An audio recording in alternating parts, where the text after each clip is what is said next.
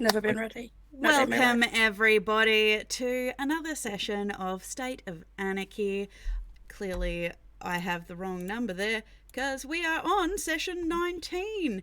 This is a homebrew D&D campaign where these crazy people show up every week to basically roll some dice and see what dangers they can get into.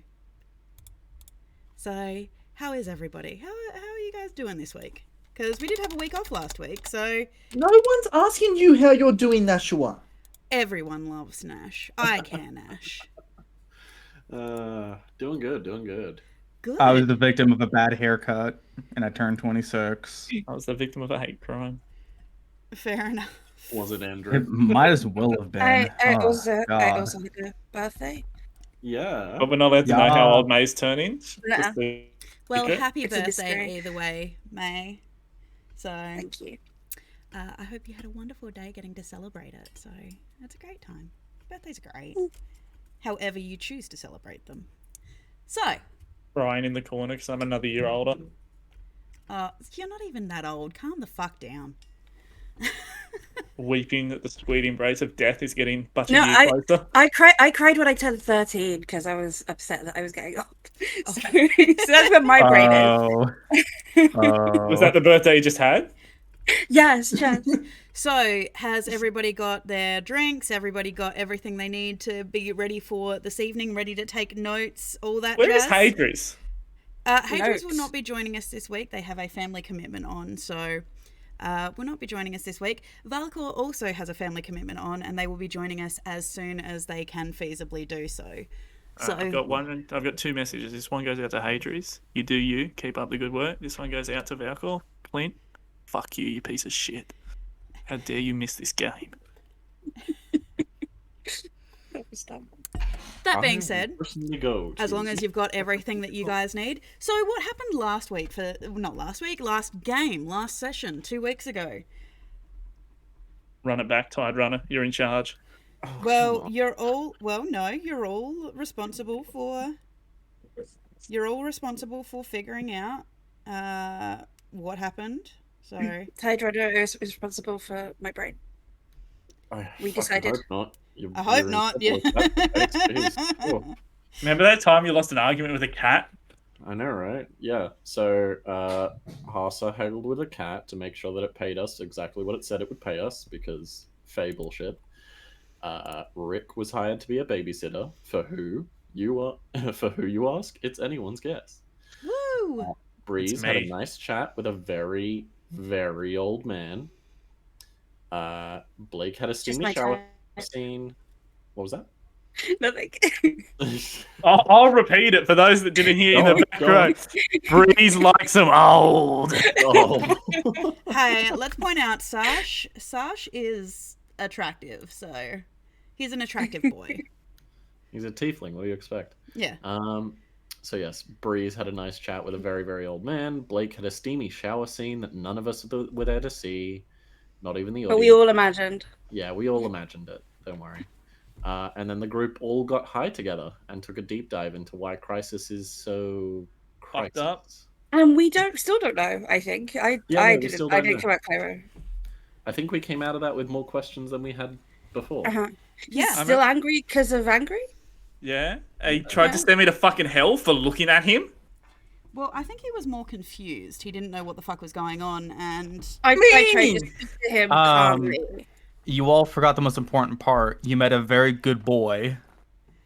Oh, yes, we did meet a very good boy. you met a very good boy. How can you, literally Breeze was like, Thank hey, you, SBL Crisis, Snako. It's wonderful to let's have you here." calm down, let's relax. He was like, I I'm will. coming down. You And I get looked at him. everybody So- you have ever met's name out of your mouth, basically. It's his Yeah. catchphrase. And And I then, made eye contact. He's like, you're going to hell. I'm taking you down. Brother. then you Yeah. then you had a chat with a nice gentleman, and before we finished up, you saw the person that you guys Lord have figured Walker. out as to be Roland, sitting against a gate made of horn and ivory in a river with a greenish gentleman standing over him. So Did they turn into a woman dressed in black? did turn into a woman. Mm. And only Blake heard the figure say, "I'll find you." Yes. Yeah, Which 'cause of he's got course, damn ears. which of course Blake Ears. recognized the voice. Yeah, it's that stupid voice that was laughing at the fucking lake down by the river that first night. That little bitch. And Crisis was like, Hey, "Oh, Kev." there's no shadowy figure making noises." Like, Kev, you're fucking beautiful and I love you. Oh, don't start with me. Don't start. What's Kevin doing? I'm opening the Twitch. Actually, someone just read me what Mrs. Edo. Mrs. Edo. So, we're going to jump in. I like that. Boom. Yeah. Can we call you Boom? I mean, you can, but it makes me question what an Edo is. Boom. But you'd be surprised at how many people do read it as Boom Edo. So Edo sounds pretty and like Elvish. It's like, Edo. Edo. So, as opposed to a ghostly meadow, yes. However, we will jump in to tonight's session where all of you, dazed and confused, and feeling like you've had a little bit of a nap, wake up from the various places that you have been laying on the floor. Wait a second, my brain just caught up with me on something. Blake, didn't you steal something? No, he didn't steal it. He just moved it. I have no idea what you're talking about. I've never I stolen do. anything in my life. I'm a good Catholic boy. Oh, you poor man. You were a Catholic boy, huh? Wait, there's Catholicism in this? No, there is not Catholicism. No. Emeritus here. No. There is no Catholicism. Good, I can put my... There is Guilt will no, not follow there me is here. no well, I will also point out there is no Christianity or any relation to real world religion, so we are good for that. However, that being said, you all awaken where you had laid down in Professor Sasha's office. Wherever that may be is entirely up to you. I believe some of you lay down on cushions, some lay down on the floor, but you do come to slowly.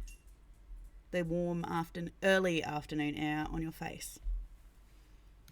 Would you say it's about like a 4:30? It is okay if you want it to be 4:30, but you've got 2 more quests to get done that you signed off on, but with the guild. Yeah, it's so- not. It's way earlier than 4:30. It's 4:30 in the morning, actually. Somehow we've gone backwards in time. Yes, cats have that. Remember, they are temporal like agents, so they have that effect. Yeah. They pulled us back through the time gate.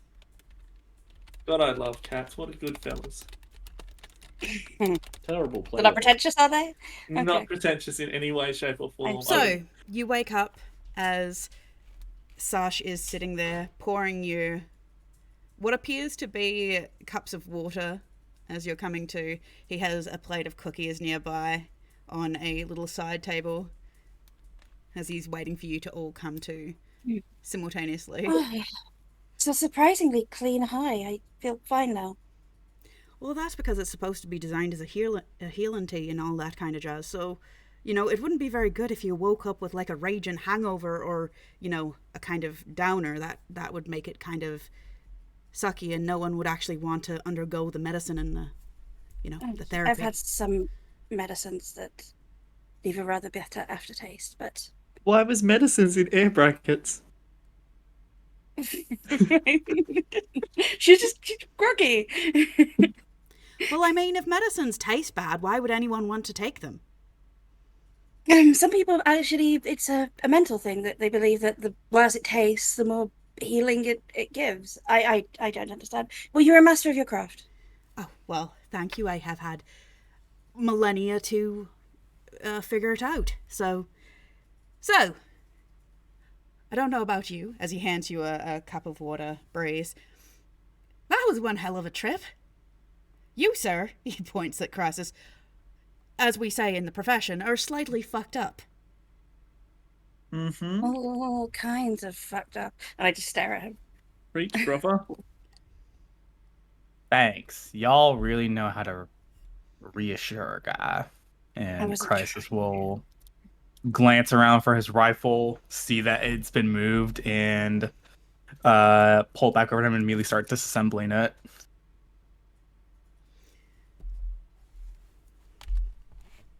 Okay. Oh.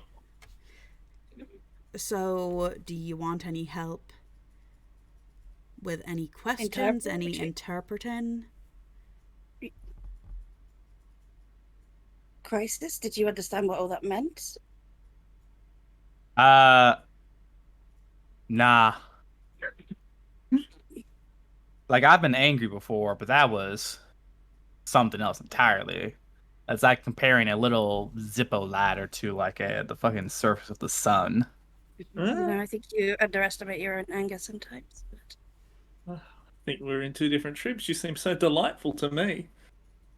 Ha ha, very funny. Listen. I don't know why it is the way I is, but I would love to hear your interpretation. Well, Do you reckon we can get those jingly bells back that you had, Crisis? Or other Crisis had? well, I mean, I will point out, the first part was actually pretty clear cut. I don't know how to tell you this, sir, but as like a lot of people in the universe, you died. Uh-huh. I mean, yes, I imagine we all Well- do at some point. Well, the fact that the Grim Reaper was there to greet you kind of says something kind of terrifying. The Green Reaper. The Grim Reaper. Grim Reaper. I'm gonna say Green Reaper sounds kind of weird, but Grim Reaper that actually makes more sense. Well, considering right. that anyone can be a Reaper if they've got the tenacity for it. So, you're either supposed to be a warrior of death, or you haven't done this. You've done this before.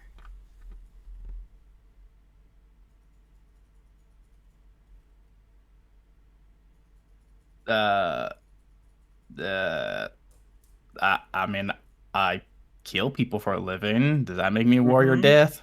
That doesn't no, that doesn't make you a Reaper. A Reaper isn't necessarily somebody that kills people. It's somebody who ferries souls to the dead. Like a psychopomp. Yeah, kind of like a psychopomp. So, was that like Cobalt? Was that like divine justice or something in your mind, Crisis? Or No, that was him. He attacked me first. with a rock? Yeah, and he got me in the eye, and I was with blood in my eye, and I couldn't see. And do you understand people have died for less? I don't, do you remember the blood in the eye, Breeze?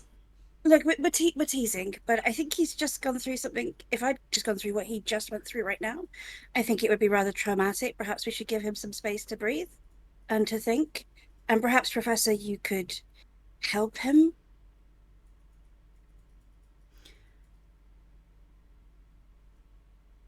As much as I like to help me bully with? you, but Well, I mean, you've just found out you're dead. You've just found out you have people inside of you. I'll step back. Professor, please. Well, see, this is the thing. I can be an impartial party, but you've been traveling with Mr. Crisis for some time now, so you have a better idea of his temperament than I do. However, that being said, it is unusual that he seems to have some hitchhikers inside his head. I mean, unless he's suffered some major psychological change that has caused a fracturing of the oneself. I got the impression that they were kind of just there. They were a part of him, but not of him. So him, but not.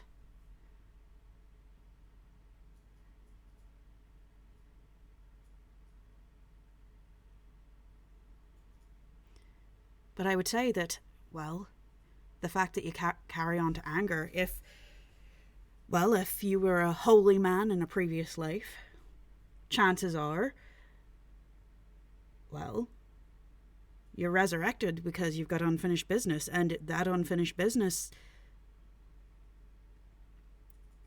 probably has a lot to do with your anger.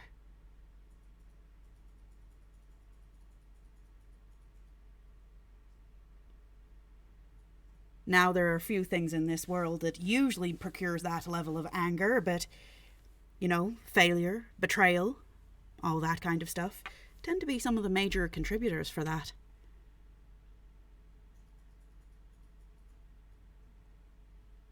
Any of these ringing a bell, Crisis?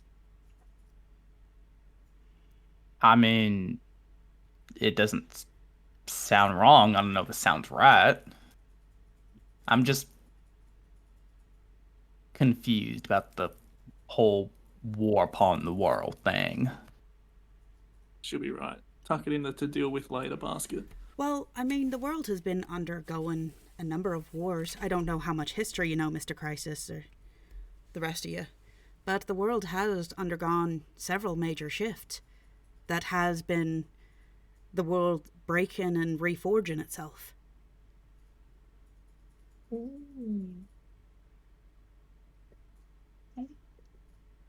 But do you think that you were a part of... Well, you can't be older than, 28, 30? I ballpark around there, yeah. But Well, then if he's died, this could be a new form. well, that's entirely possible, but unfortunately that's out of my purview. I mean, I can give you a referral to the memory dealers in the Rising Dominion. What's a memory dealer? There are people that, specifically within the Fae, who can get inside your head and pull out memories even if they're hidden, and you can trade them, get rid of them, or even just recollect them and store them in bottles, gems, that kind of thing. That seems there was something in the dream. One of the people who was talking to us, the brave, I think his name was. He was trying to fearless. He was trying to tell us things at certain points, and it was like something was stopping him. Maybe some sort of Gaius or power that was preventing him. Could the memory retrievers or whatever, could they get around something like that?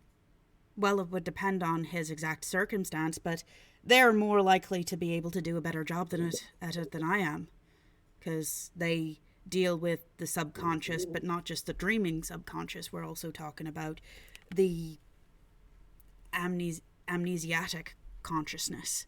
So if there are any walls or barriers, or if he's got multiple souls piggybacking on him, I'm sure you've heard of possessions and things like that. So it is entirely possible that these souls, well, I mean, this angry entity with inside himself could be holding them all prisoner.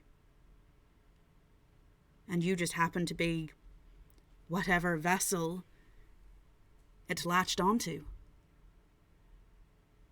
I mean, it usually happens if you've got any kind of indication of some kind of religious symbol or some connection to the divine or things like that. You're already an open pathway to whatever comes beyond. Run that by me again. Which part? The first part. Oh, the fact that you might be possessed as hell by a number of spirits and the angry one might actually be holding them all hostage. Well,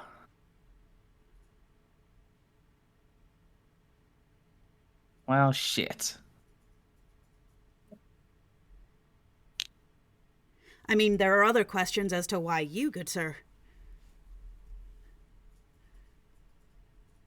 I mean, have you had a connection with the other side before, or the gods, or even, the purveyors of dreams and death and things like that? I'll finish reassembling my rifle, making sure all the pieces are there, and set it off to the side, and I will summon the Banner of Karada. I woke up in a dusty ass temple, butt ass naked, and this was the only thing that was in the temple with me. Temple, you say? Whereabouts was this temple? In Thalmir, just south of Wolfwater, I believe. Interesting. Well, I, for one, would potentially recommend you go back there. I mean, the temples, from my experience of traveling around Thalmir, a lot of the temples, well, there were a number that were ruined, but I do know for a fact that only one of Karada's temples was destroyed. After that, those who would seek to destroy them learned very quickly to leave temples of Karada and others alone, especially if they have any connection to the Chaos Maiden. Lovely lady, the Chaos Maiden, too, although she has kind of gone off the deep end in the last 500 years or so. How does a Chaos God go off the deep end? Well, even chaos needs to be tempered. You've never heard of crazy gods before? But the god of chaos going crazy seems like it should be par for the course. Well, this is the thing. Even chaos needs to have boundaries. And, well, after the merge, no one knew what happened to the gods of order and balance, and they've kind of been not felt around for a while. The fact that chaos is still wandering around, I mean, that's concerning.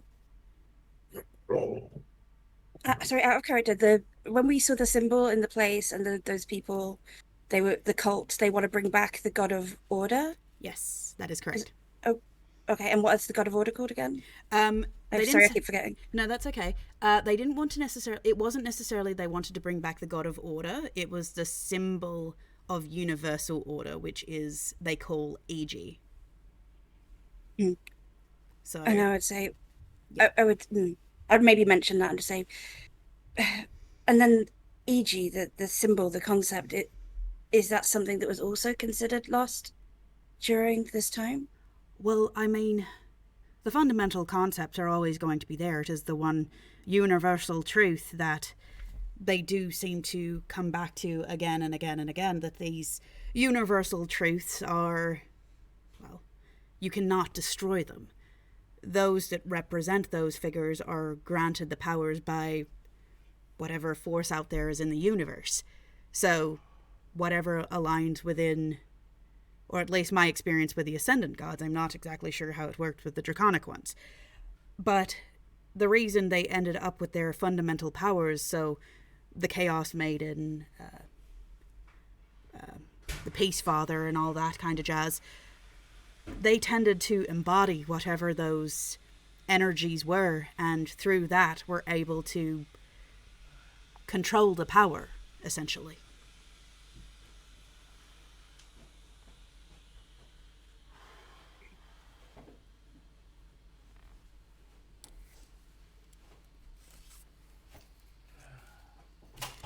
I mean, I do have somewhere here, and he starts rifling through his papers. As I frantically look through my own notes, because I do actually have notes as to who you guys can actually go talk to about this. Or at least a group you can talk to. Just let me find it. This is the problem.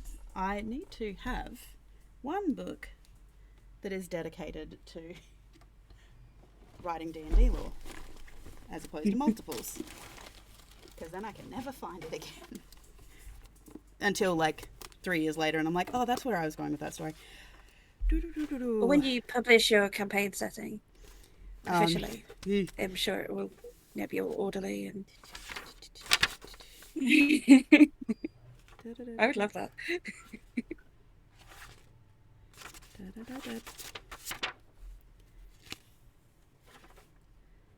While this is happening, can I just look at Crisis and do an insight check? Because he seems like to be super chill and unconcerned about all this. And I'm just wondering if that's just a fate. But yeah. Yeah, certainly. It's up to you. Oh, a delicious 11. What does that get me? It's not a phase, Mom. Here, let me.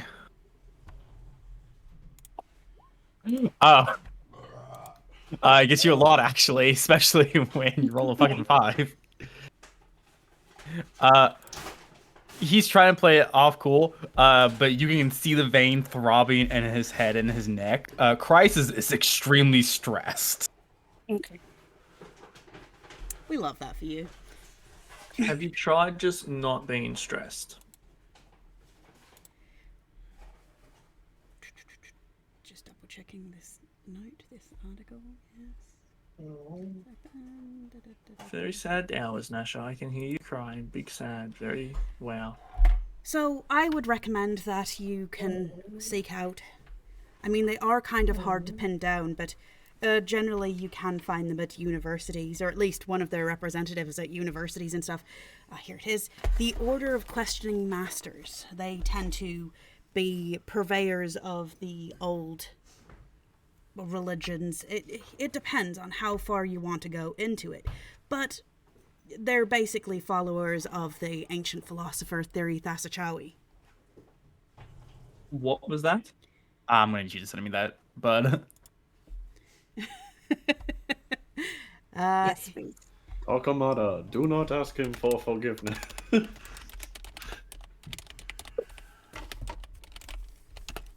Ooh.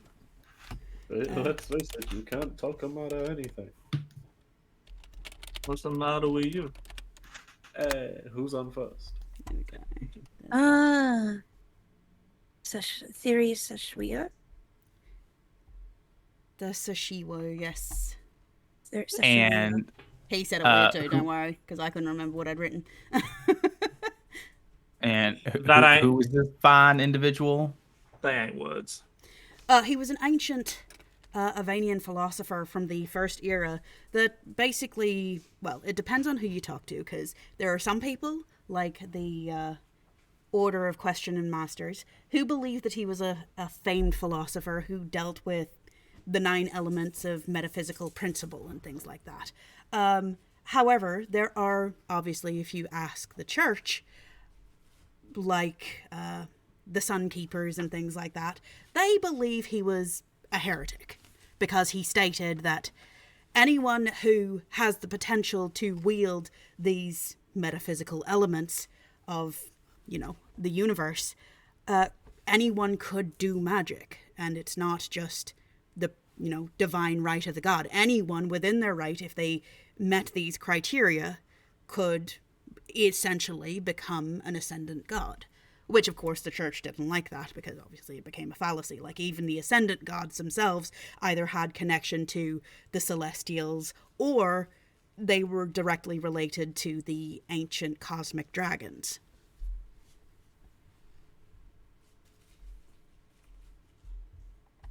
All right.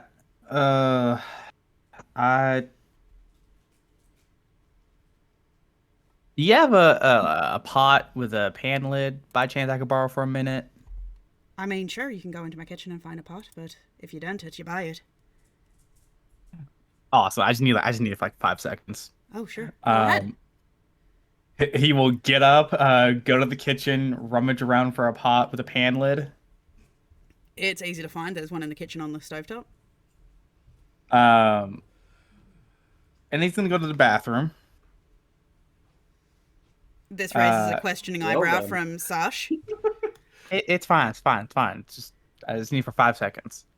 Go in the bathroom, close the door, open up the pot lid, and just at the top of his lungs, just scream as loudly as he can into the pot for a few seconds, and then just put the lid on it.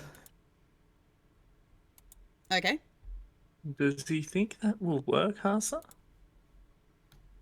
I guess it's an Anthalomere thing? Does he really need the pot? Especially the lid? Maybe. He will come back out, visibly more relaxed, and just put the pot on a table and just go sit back down and just take a deep breath. You feel better now? Yeah, a little bit. So what's with the screaming? Oh, just gotta let it all out. Just leave it bottled up in the pot. It's fine. It's not in me anymore. It's fine. I agree, but You I'm not. realize Moving on. it doesn't with my stay in the life. pot. Blake, shut the fuck up. I'm That more. one stays in the pot. It's in the pot. It's fine. But There's nothing to be angry about. I mean, I do question. What about what we're talking about has made you angry? Not angry, except for Blake opening his mouth. Just stressed. Okay, but why are you stressed? I mean, Why if am I you the are, one in the wrong? I mean, if you're possessed, this is a simple possession is easy to take care of and deal with. I don't know if it's actually that simple. Because these chuckle fucks, and I'll kind of gesture to Blake and Breeze, but mostly at Blake, have apparently Curtsies. uh, uh, apparently run into my previous wife. Oh, now you believe me. I mean, that's good if you've actually got a guardian angel helping out and watching over you. It means that whatever is beyond is trying to also help you. Means you're not going through it alone. You could figure out how to channel her, then maybe you could get some Love to guidance. channel How? Okay. I'm very stressed.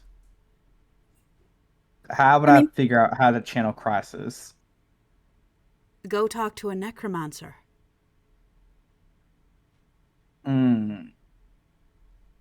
I don't have a lot of good experience with necromancers. Okay, but how else are you planning on talking to the dead? I mean, I would suggest going to a temple and talking to a cleric, like Mr. Phoenix here.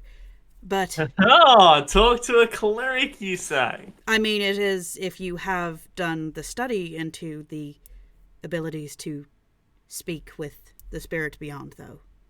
I've already spoken to the spirit beyond. Just She trust me. manifested herself in front of you and Breeze, who is not a cleric, so you don't get a win in that book. Idiot. Or was I just so fucking powerful that I managed to manifest her for Breeze also? Checkmate. I Hold don't on, think I'm that getting a happened. message from the afterlife. Shut the fuck up and stop talking shit about my abilities. That came from God, just so you know. My God. Oh, yeah, wow, how That was actually convenient. kinda good. That was kind of good. Thanks, Hasa. I appreciate you. Professor, you seem confused about why he would be stressed, but you've lived a very long time. Perhaps these things seem trivial to you, but to us, more short-lived folk, this is quite a lot to take in.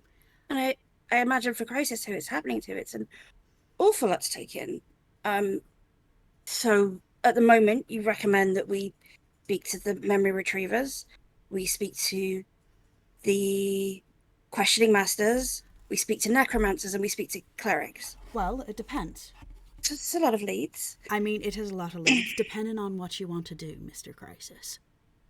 Do you want to get rid of the entities inside your head? Do you want to help the entities inside your head? No, I don't want to get rid of them.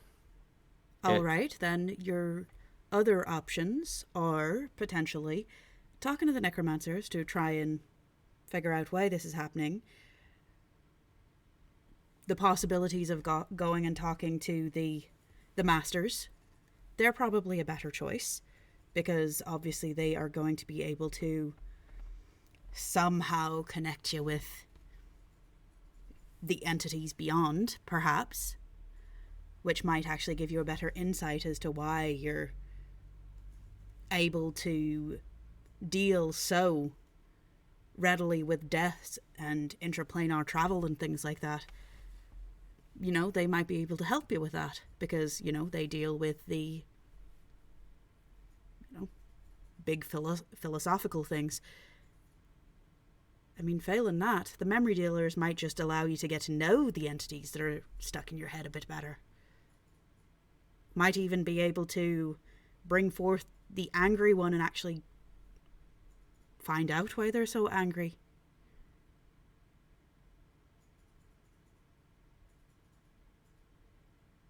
But that's if you even want to deal with that. If you don't want to deal with it at all, go to the memory dealers. They'll take it all out and just go on your merry way. Be happy. Be you without, all the others. That's why I'm like, why are you stressed? If you just don't want to deal with it. I can't get rid of them because it's not right to get rid of them, but I don't want to remember them because here's the thing, right? I'm me. I'm Crisis. Hi, hello. But this is all revolving around Roland, and I am terrified So then, if you want to find out more about Roland, maybe there's some clues in Wolfwater. You woke up near there, so clearly you were drawn there. There's no record of me prior to me waking up in that temple. I don't know if I existed before then. So that's why I'm really worried of, am I just the physical manifestation of a bunch of souls wrapped together or what? That's entirely possible. I know several entities that literally walked out of nothing.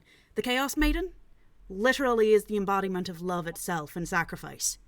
Walked out of a rift in death.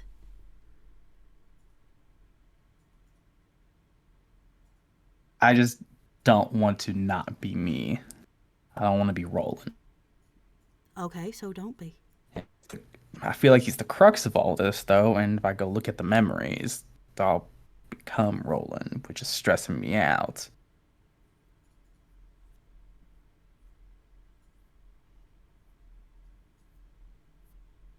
I mean, if you don't want to be, then don't.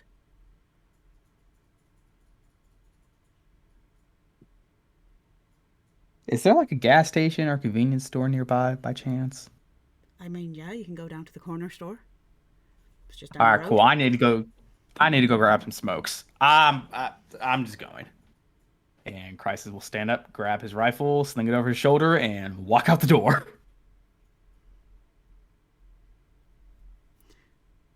All right, then. Well, that went better than I expected. Really? Yes. How bad did you think it was going? Well, he could have woken up and it could have been that Roland guy with a gun. A loaded, put-together gun. Why do you think I took the gun away from him? Oh, and you don't think at his height? He is 6 foot tall, sir. You don't think he could have gotten a gun off your little weedy arms? I fought things that are bigger than 6 foot tall, thank you very much. The point is, there was still a loaded gun in the room.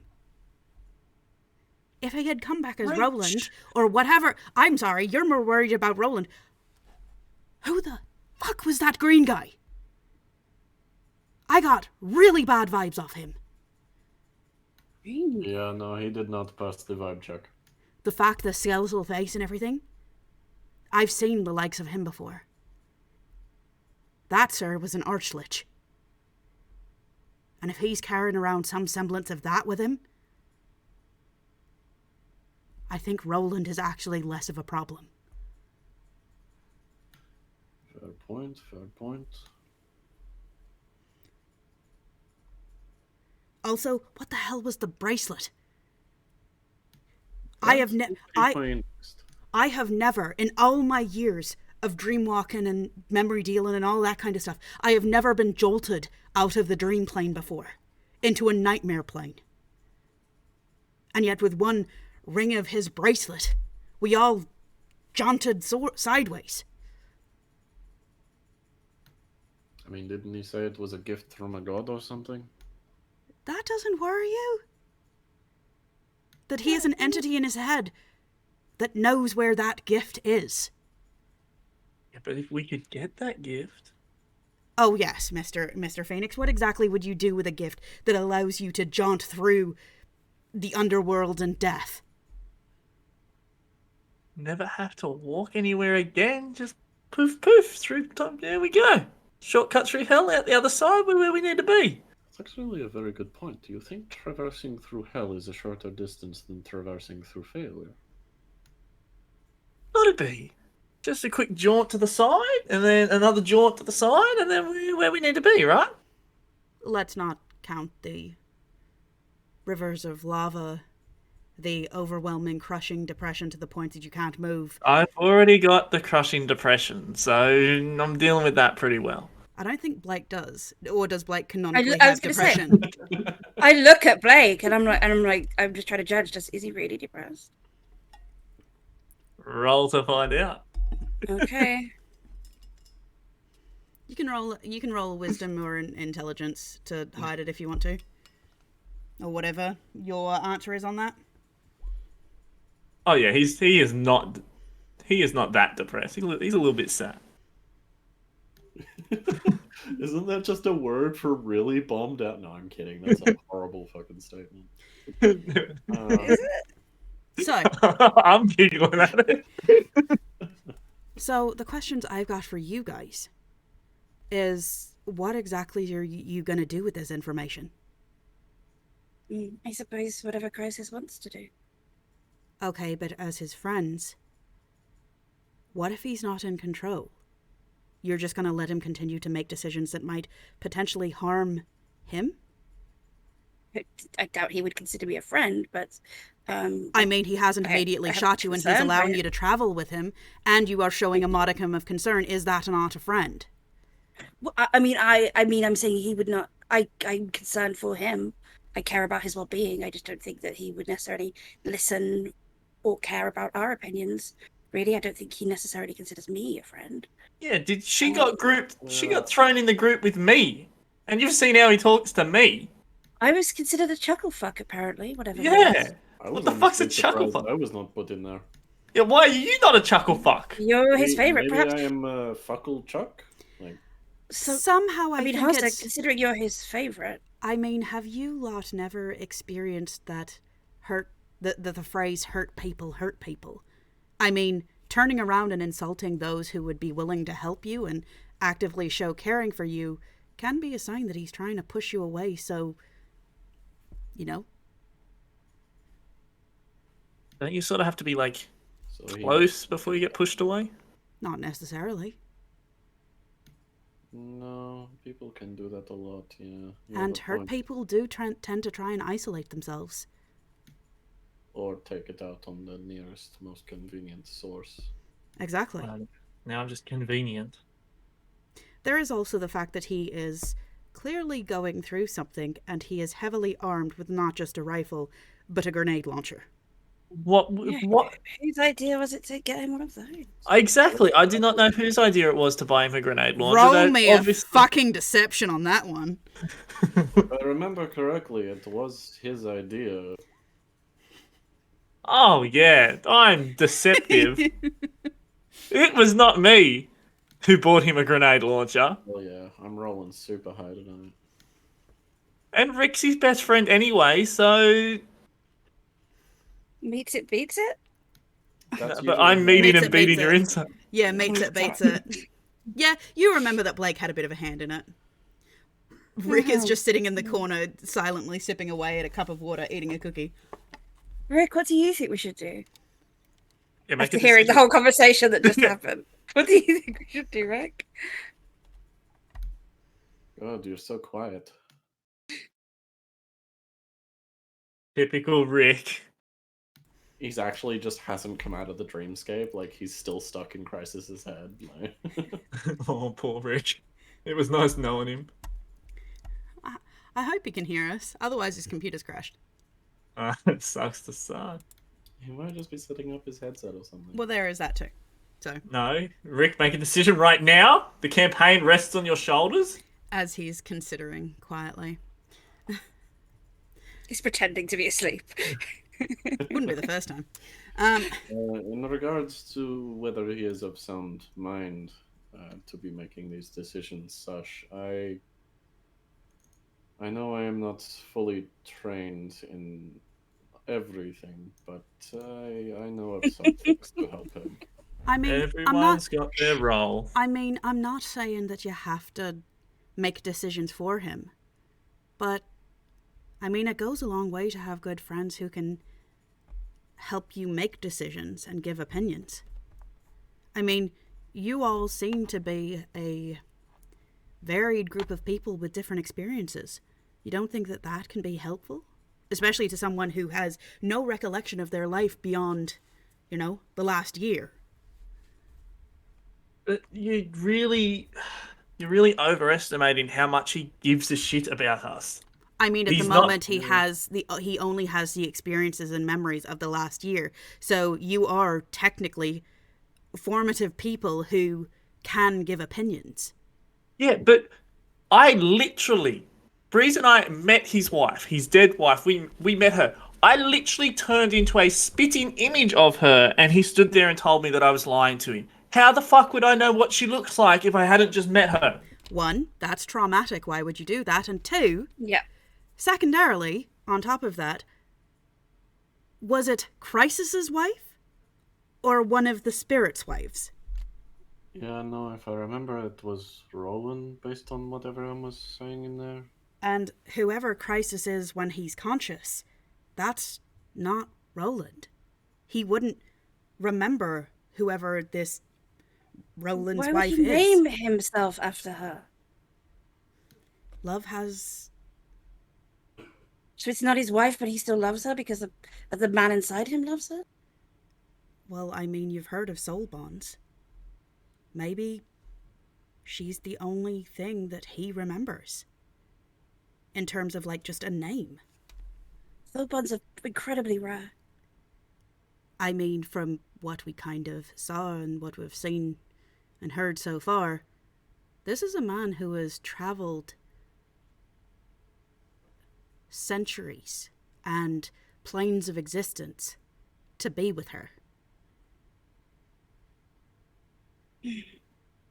I mean, what would you do for someone who is, well, if you want to believe in it, your other half? What lengths would you go to save someone you loved?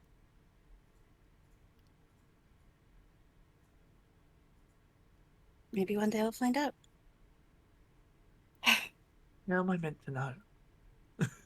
But the point is, though, is it whose soul is it? Is it Roland's soul? Is it Christ's soul? Do they share the same soul? Or is Roland controlling him from inside because his soul is calling out to the one he loves so desperately? I don't know. I honestly can't tell you. It was so confusing about what was going on in there. I'm glad. He seemed rather blasé about it afterwards, but... I mean, I'm not going to show him I'm panicking because I'm supposed to be the expert. Ah, I see. Yeah, it is a bit of a strange situation having gone through it with someone who is supposed to be a professional and have the professional be stumped. I mean, if he was, I've seen possessions and things like that. This is so far out of my realm of whatever to deal with. And I've seen some shit. This is nothing I have ever experienced before.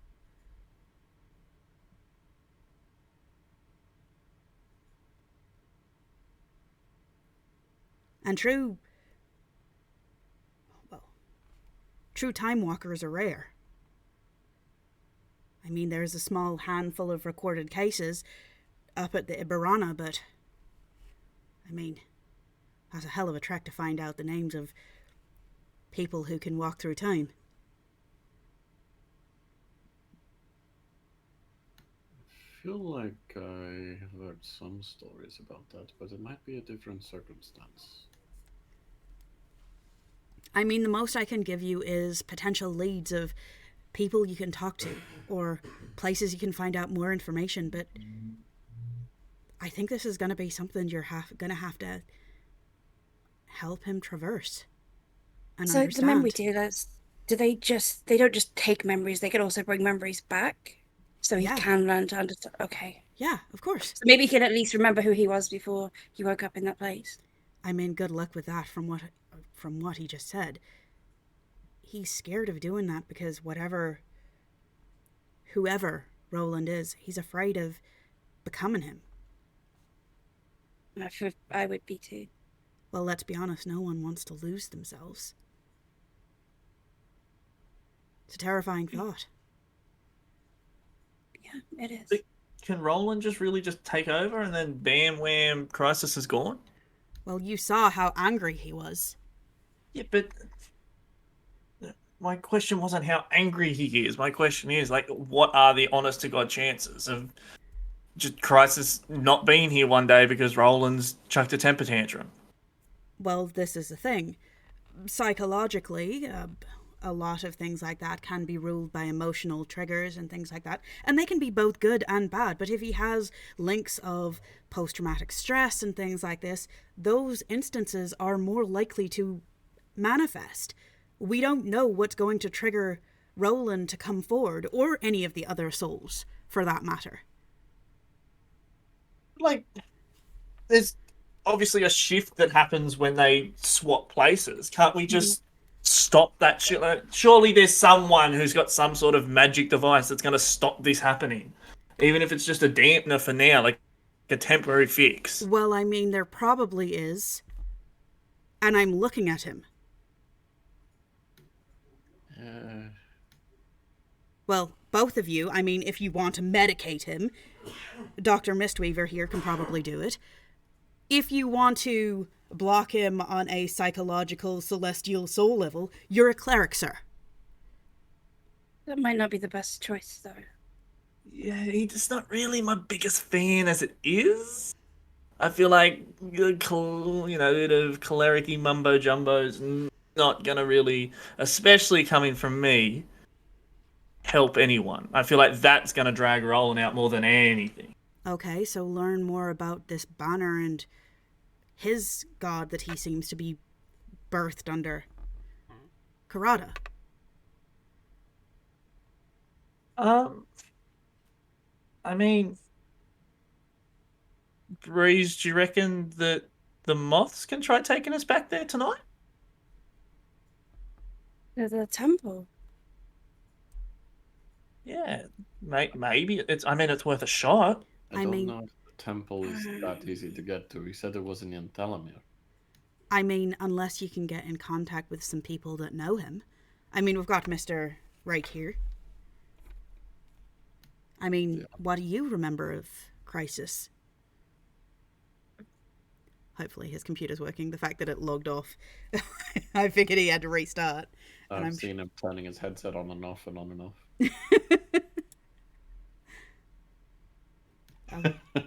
Are we going to get a Rick Drake? Profanities in chat. I mean, Seems like a big time, yeah. like the moths we can try and have the moths teleport us back to like where we met Lady Crisis. Yeah, but I don't think that. I don't somehow think talking to Lady Crisis, as you call her, is going to help him, though. I feel like if she knows a lot about Roland, she may know how to sort of put a muzzle on him for a little while. Yes, but I feel like the problem isn't necessarily figuring out how to suppress Roland, but how to empower Crisis. You need to know more about Crisis, so as to help make him stronger to overcome and suppress those feelings and triggers. So the likelihood of triggering event happening is less likely. So this place, this Wolfwater, maybe. I mean, that's where the temple was.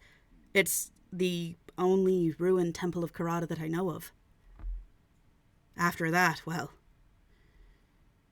the Sunwalkers learned really fast not to mess with Karada. I mean, if we need information on Karada, that temple isn't our only bet. We should go there first, yes, but if we run out of leads, I might have another option. See, now you're thinking. You can help him. I don't want to get anyone's hopes up, though. It's not... I haven't heard a lot of stories about him, but I heard some. Road trip, road trip, road trip.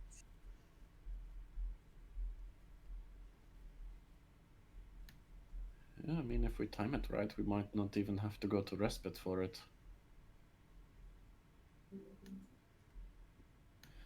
All right. Well, if we want to help him with this, is there a mimicry of Wolfwater here, or do we have to plane hop? No, Wolfwater only exists in Anthalamir. It is one of the places that they didn't recreate here. Well, we can't go there straight away. We have other things that we have to Well, take care of. there are slight issues with that as well. There's the plane hop into Anthalamir. There's the Queens to deal with. Not only that, it's on the other side of the world. Yeah, perhaps it might be best to wait for plane hopping until we get closer on this side, and then travel to a location that's closer on that side. I feel like traversing Anthalamir without any information, with the queens there, it's a little more dangerous. I mean, yeah, well, that's exactly it. From what I've heard, I haven't been back to Anthalamir for a very long time, and, well, from what I've heard, it's not a nice place over there. No offense, though, Rick. I'm sure your place is lovely. Yeah. He's still swearing in chat. Ah, I don't know. So, I don't know if it's his headset has died. I don't know if it's his computer has just shut itself. very nice. Yeah. You were So saying? when Crisis comes back, we should all pretend that nothing's wrong. We were just having a joke. So when he comes in, let's just all start laughing as though somebody had just told a funny joke. I mean, Respectfully, and then- I think that might be a bad idea. He might Okay. think that we were But you talking said- about him and you said making a that- joke of it. no, we'll just have one of Haas's classic. You don't know this about Haasa, but he's incredibly funny. He often has these zingers. So he could just use one of his classic zingers, and then we'll all laugh as though he just said one of his classic zingers. And then maybe that will calm him down. Can He'll think you- that, there's can nothing that you- much to be stressed about. Please stop saying zingers. I mean, Why? Why? Zingers. Zingers. I don't like the G breeze. I mean, you do realize that understand. you realize that. That's your royal Would you thing. like to call? Would you like me to call you Miss Breeze? Sir Breezington. Breeze Well, is fine. I mean, Breeze has a perfect South Eladrin accent. I mean, it's Mm-hmm. it's the way that people talk over there. Interesting. I mean, Mr. Phoenix, you're gonna have a wild time when you go to the Eladrin courts. They're fun over there, but You're telling me that everyone in the Eladrin courts says zinger.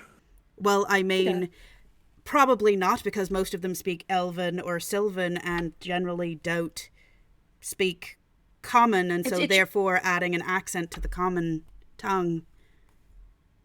It translates differently there. I mean, they would probably say "redar," so that means zinger in Eladrin. Zinger.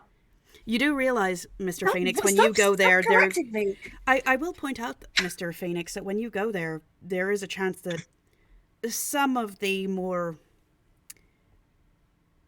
turned out Eladrin are going to look upon your accent like you're very colonial. What do you mean colonial? The fact that you speak Common with a very regional accent. Have you ever heard anyone from the Swamplands talk, Blake? They have that sort of twang to their voice. Are y'all trying to call me a bogan? I'm not saying that's what you are. I'm saying I'm not in sure what that comparison, means. They might think it. Not Blake realizing he has the equivalent of a Southeast London accent. Bogan is a slang have a term for Scoobies. those from the bog, you know. I got no Ah. Scoobies. What's going on? I don't know what Scooby's name. I ain't got Scooby Doo. What's going on?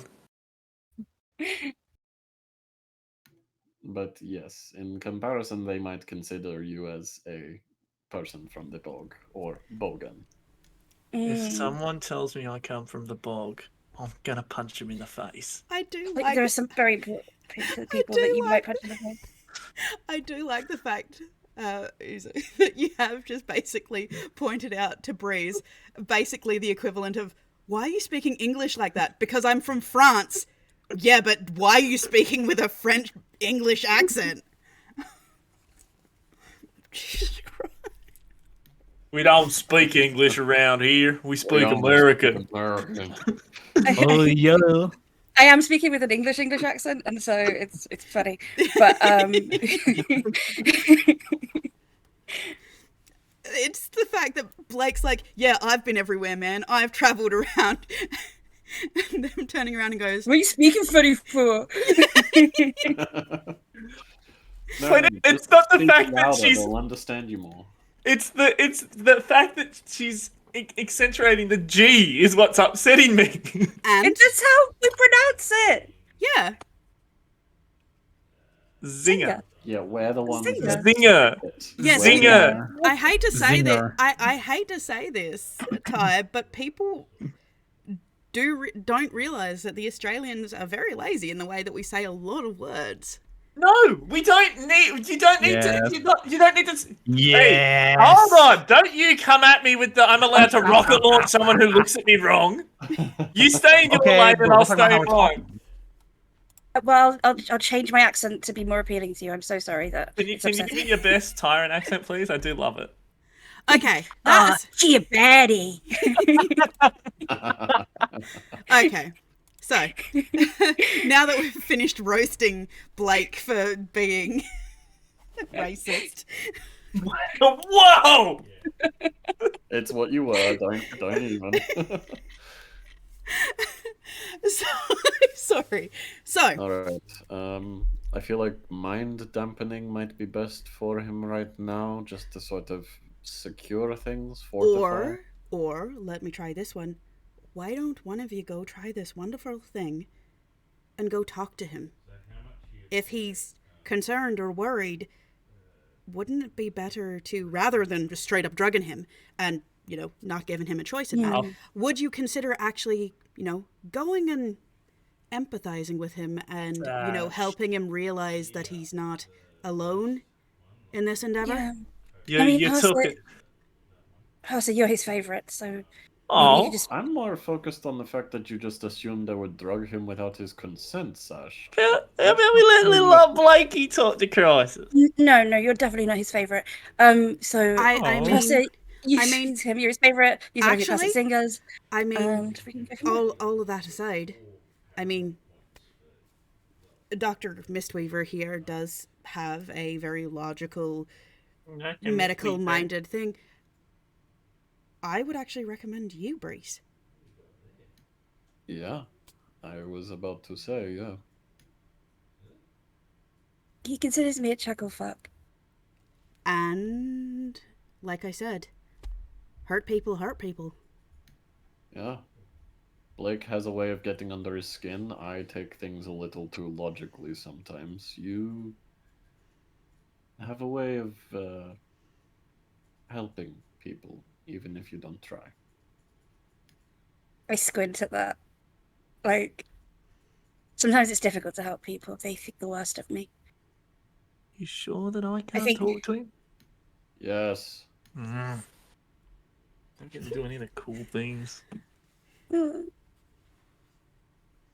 Well, if you leave now, you might actually catch him. I don't actually know where he's gone. Actually, no. He He went went down to the because corner he's- store. That's right.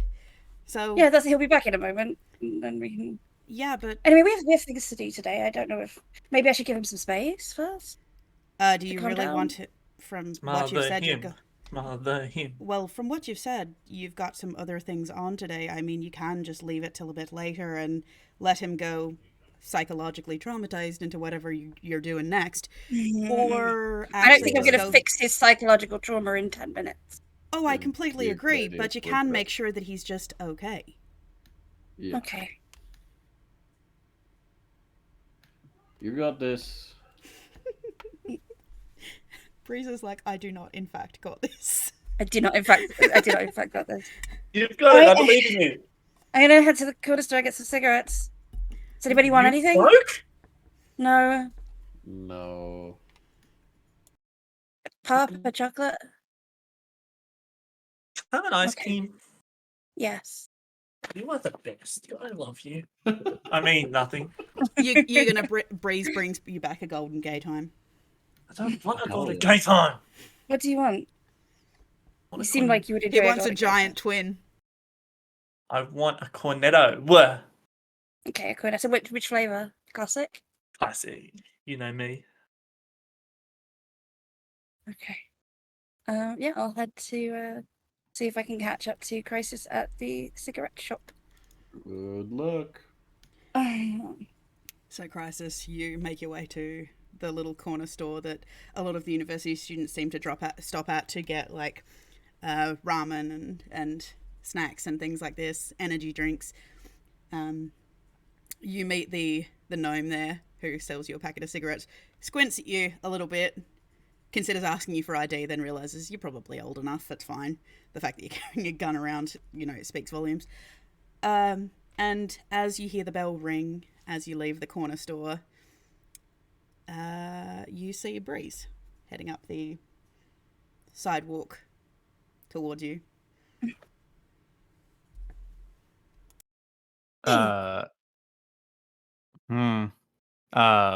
Crisis has a cigarette in mouth and is flicking the lighter to get it to light up. Come on, fucking some bitch.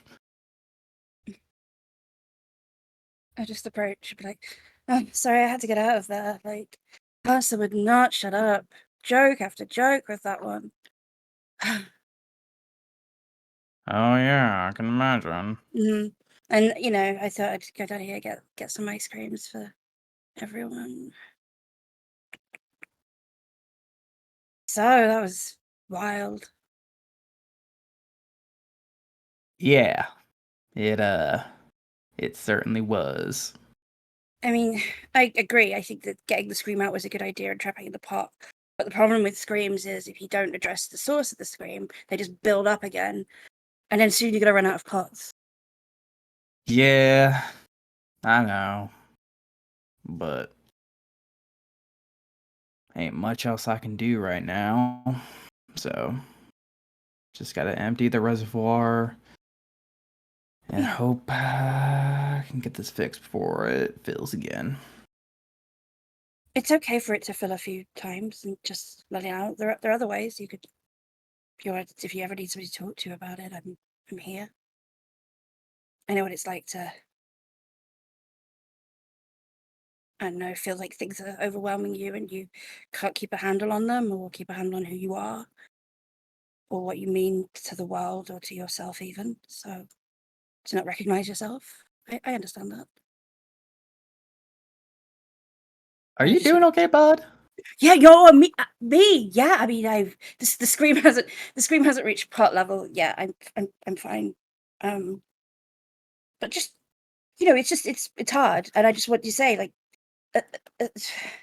I don't know Roland. I don't know these other people. I've met Hexel or one of the people. I've met some others, but the person I have met, the person I have spent most time with is you, and I see you, and you are solid, and I grab his shoulders, like up, because he's so a lot taller than me, and I'm like, you're here, and you're you, and I just want you don't have to forget that. That's what I'm worried about, though, is am I me, or am I the amalgamation of a bunch of other people, and as soon as they go on their merry way? Am I the amalgamation of everybody I've ever met? Of all the things that have ever happened to me? I would Yeah. hope you don't have the souls of everyone trapped inside of you. No, but I am the things that have happened to me. Yeah. I am my parents. I am the things that have happened to me. I'm all of those things, and I can't escape that. And I'm gonna change. And sometimes I'm not gonna like the change, and sometimes I am. But the best thing I can do is try and guide myself in a direction that I'm happy with, and try and guide myself to be the sort of person I want to be. And then the rest will just sort of fall away, hopefully.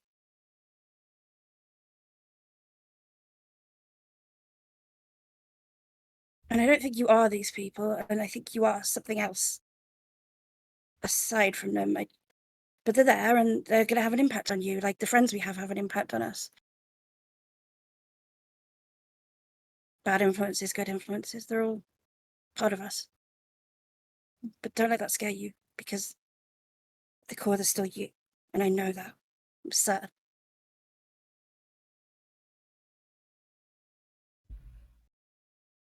All right.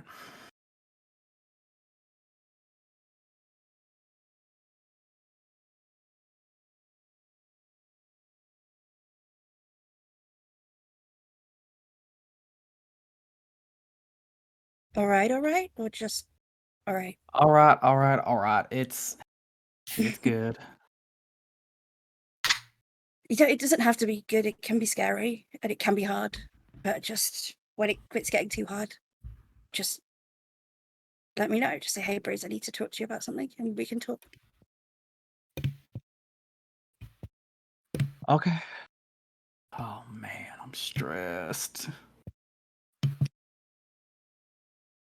Is there anything I can do to help?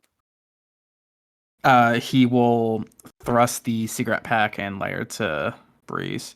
Hang on to that for me, or else I'm going to go through them in 5 minutes. Okay, no problem. I took them away. Okay, everything's fine because everything is fine because I can't do anything right now, but that doesn't mean things can't be done. Things can be done, and we will do them. And in the meantime, we'll do the best we can, and things don't have to be fine. They can just be fine. Yeah, that's fine. It's all right. It's all right. It's not amazing. Right. It's not the best ever, but it's okay. It's pretty okay. It's all right. Yeah. Okay. Oh, I have to just pop in and get Blake a cornetto. 1 Okay. second. All right. I'll pop inside and grab a cornetto, and I'll come back out. Are you okay to go back to those lot? Or I'll wait right here. okay. Can I insight you again? Yeah, I mean, I can't stop you. No, Yeah. you're not allowed. No, but I think it's more like I suppose insight is just, you're just feeling things, for fuck's sake. You can just tell me. Roll another 5. So deception, okay. So you are lying. Damn it. Oh, I was not okay. helpful. Well, Charisma. yeah, I will say it's not that he's lying. You just can't get a read on him. But then you can't even roll deception or persuasion then, but it's okay. I don't know. I didn't know which one to roll. Just honestly, I don't know if I would just roll persuasion and deception for that. Well, is he lying that he's fine, or he's Just can't get a read on his emotions. okay? So, All right. Yeah, so wait here, and then like I say, if you need to talk about anything, just let me know. Or would you prefer to talk to her? I know two you get along really well. What about blood? No, not Blake.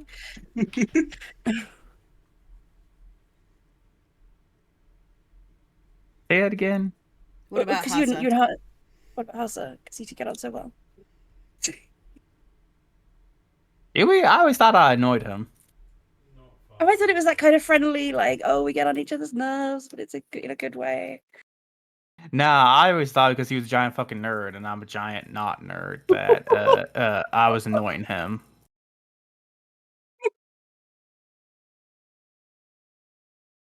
Roll fucking emotional damage, Asa. I think it's good for him to be around giant fucking nut nerds. Okay. Okay, I'll be right back. Okay. I'll head back and get the others. I'm a big fan of the We Hate Hasa club that's going on out there.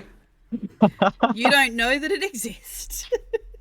Oh, so I'm hanging out here with this big fucking nerd. I was gonna say you're probably the only one not in it. Do we have a Rick? Is Rick is Rick alive? I don't know. Is Rick alive? Yay! Rick's alive. Sanity pending. Always the way, isn't it? You got to go back and listen to the start of the stream. I left a little message for you in there, Rick. All right, I'll do that. Thanks, man. So- Appreciate you. It's a secret code. For the rest of you, waiting while Breeze goes and talks to Crisis. Rick, you've been having a drink of water, eating a cookie, recalibrating after whatever the hell that was. Just taking it all in. But as Breeze leaves you with Sash, Hasa, and Blake. Sash starts pottering around, picking cushions back up and putting them on chairs and putting it onto the cushion squishmallow pile. So.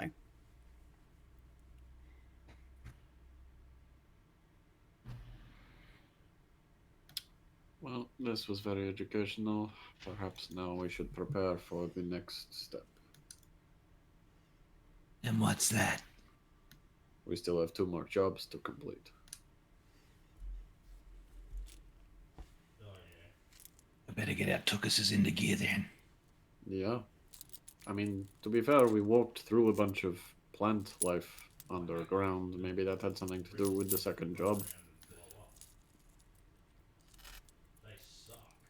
Possible. What was the second job again? Dealing with a bunch of plant life that's overgrowing something. I personally can't remember out of character what the other missions were. Out of character, 1, you need to go speak to... I'm stealing a diamond. Yes, you need to go talk to Don Fluffles about an artifact that he wants collected from somebody's house. The other one is from a little old lady whose house is apparently being slowly dragged underground by vines.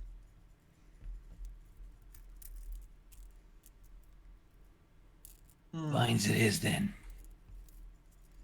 Doesn't really matter what order you do them in. You've got to do them both because you took the jobs. Yeah, we took both jobs. Well, actually, no, if I remember correctly, we said we were going to talk to Don Fluffles about the job. We weren't accepting that one because, you know. I think you possible signed all crap. the documentation to take all 3 because Don I Fluffles was the one... remember Rick very specifically signing the documentation to steal a diamond. I don't think so. Yeah, I do. 'Cause he signed it with a portrait of himself. I remember it very distinctly. Yes, Chair, I agree with you. It's a very unique way of signing something, but fair enough. And it was Okay. never... the words theft, stealing were never used. It was collection. I'm somewhat of a collector myself. Either way, if the job is about crime, I don't think many people in the group are going to go along with it. Myself included. Alright, well, we have vines to deal with. Where was that? Back in the... Well... back where you kind of came out from on... Yeah, wasn't it supposed to be near the garden? The garden... Garden of Countless Pleasures? Yes, it was over there. Because that is originally... I believe it was here. Not that anyone can see that if I do. Zoom I out. can see it. Yeah, I know, but the viewers can't if I don't move up slightly.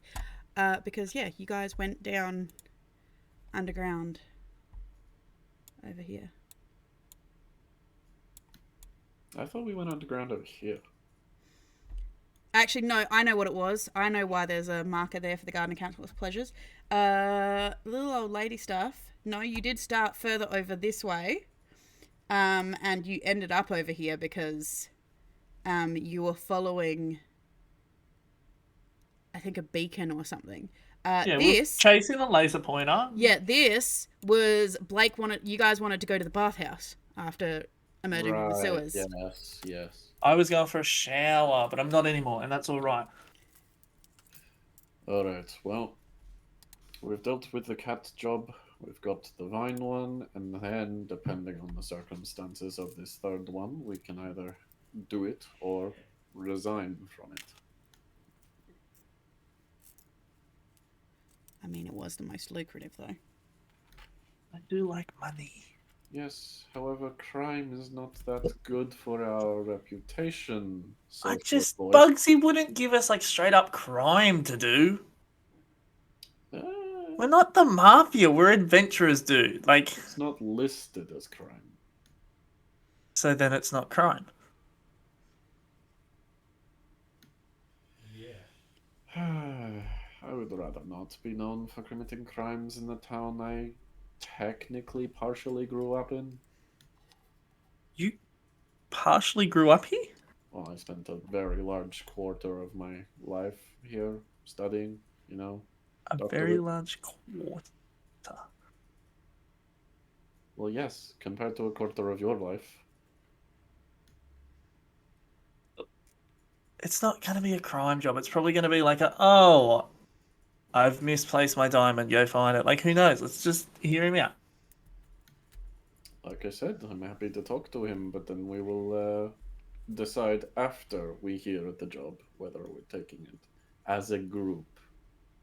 Also, the vines may be a slightly bigger issue than we thought because Sasha's sure. friend's a psycho and she was all about the plants. And Oh, she's not a friend. Probably She's an advocate. an advocate. Yes, a nature advocate, as she calls herself. Right. And her plants wouldn't happen to be responsible for the dragging of houses under the ground? Oh, well, if you ask her, they're not her plant because they're free to do what they like. She doesn't hold any kind of say over them. She can't own something that can own itself, apparently. It's a good thing I'm asking you then, Sash. I just know that she has plants, and she is a druid and controls plants. I'm sorry, I go down into the sewers to, like, take mold samples and things. I kind of try to avoid her. And whistle. Right. Well, it's kind of lonely down there, and obviously I want, I want to tell people that I'm down there, so... I mean, it's no different from someone talking to himself. So you want people to know you're down there, so you whistle. So then, what if people don't hear the whistle? You're not there, or what happens if you fall unconscious due to gas down there? Do we just you're not there anymore because you're not whistling? Well, generally, no. I tell people, like, my research assistant and stuff, where I'm going to be so they can keep an eye on me, because the last thing I want is to go missing and no one know where I am. Also, I would like to point out that I'm also several thousand years old. If somebody wants to really take me on right now, they're very welcome to. Yeah, I was more concerned about if you go missing. I'm a little less concerned about you, no offense, Sash, and more concerned about whatever the fuck could accomplish such a thing. Well, exactly, and the reason, Mr. Phoenix, that I don't pass out due to poisonous gases and stuff, once you reach a certain point in your training, I can't be poisoned anymore. Yeah, no, I have a few university friends who are pretty much inoculated to most diseases now. I mean, Dr. Mistweaver, your own great-grandfather is immune to, basically, most poison, well, all poisons, actually. I know. I believe he gave a talk a while back about such things. Anyway, where are those other two? We should probably Yeah, we should really get a move on. As you say that, Breeze comes back in holding an ice cream. Here you go. Here's your cornetto. Thank Was you. it- How much do I owe you? Oh, don't worry about it. It's on me. It My was treat. 50 gold. You're too good to me. I don't think Yeah. is. Yeah, Crisis is just waiting us for us outside a bit down the road by the shop. So. Oh, I followed you back. Oh, Oh, you're you waiting- said you were gonna wait. You just You did say. said you would. You said, "Oh, wait, right here." Okay. You need to go get your ice cream, and then I would have followed you back. Okay, so he's okay, waiting okay. downstairs. He didn't follow you up Yeah. to the room. Yeah. No, I would Yeah. have walked all the way, Oh, Breeze. for God's Crisis is right behind me. Oh God! It's where is everybody? It's where is Who's on everybody first? again? Jesus Christ! I did say I went into the shop, got the ice cream, and I said, right, I'm heading back. And then you said, oh, we're here. So that's why I was Oh confused. no! I meant that as I'll wait here while you get the ice cream because I thought you were gonna go talk to the merchant. Okay, so Crisis. So you Crisis don't have to is- stress. Hudson and Budge aren't even in this, so it's just where are we? Okay, so Crisis. Crisis follows in after Breeze. All right. I think we have somewhat semblance of a forward plan, but for the time being, we have 2 more jobs to possibly complete. Yeah, let's get some weeds. All right. Let's handle some plans and then maybe talk to the Dawn. Yeah, I think we said we would just talk to him, right? We didn't agree to that job. Exactly. Mhm. No Yeah. one would be silly enough to sign such a job without proper investigation. Mhm. Exactly. Why would you sign it, especially with a self-portrait? It's so weird. Why'd you keep saying? Now, this is me as the DM. Do you want to go talk to him because it's not doing the job? Do you want to go talk to him first and then do the plant job? Is he on the way to the woman in the house? I mean, to be fair, the only consequence of us not completing his job in time is that it gets handed off to someone else, correct? Yeah, pretty much. So we can do the vine job, and then if it takes us too long to go talk to him, we don't do the job anyway. The only reason I basically bring it up is giving you the opportunity to plan if you need to, if you do decide to take the job. Maybe because then maybe, who knows, it might be in the place where we do the plants, we might see a diamond, and then we're like, oh, well, we can't. Is that his diamond? We don't know. Steal it anyway. All right, let's go have a. What's that? It's up to you guys. What do you want to do? Is he on the way? Well, his residence is over in this direction. Over here. And, Yeah, it's on the way. Let's go. and where's the plant woman's house? Sorry. The plant Somewhere woman's around. house, Delia. Mrs. Delia. Her house. Leave it somewhere around here. Yeah, And where somewhere are we around right there. now? You are where the gold marker is, Where are over we here then? in the university. Oh, okay, yeah, we are on the way. Okay. My God, we went that far? Jesus. I'm gonna. Why? Anybody? I'm gonna get on the moth. You still have Blake's car.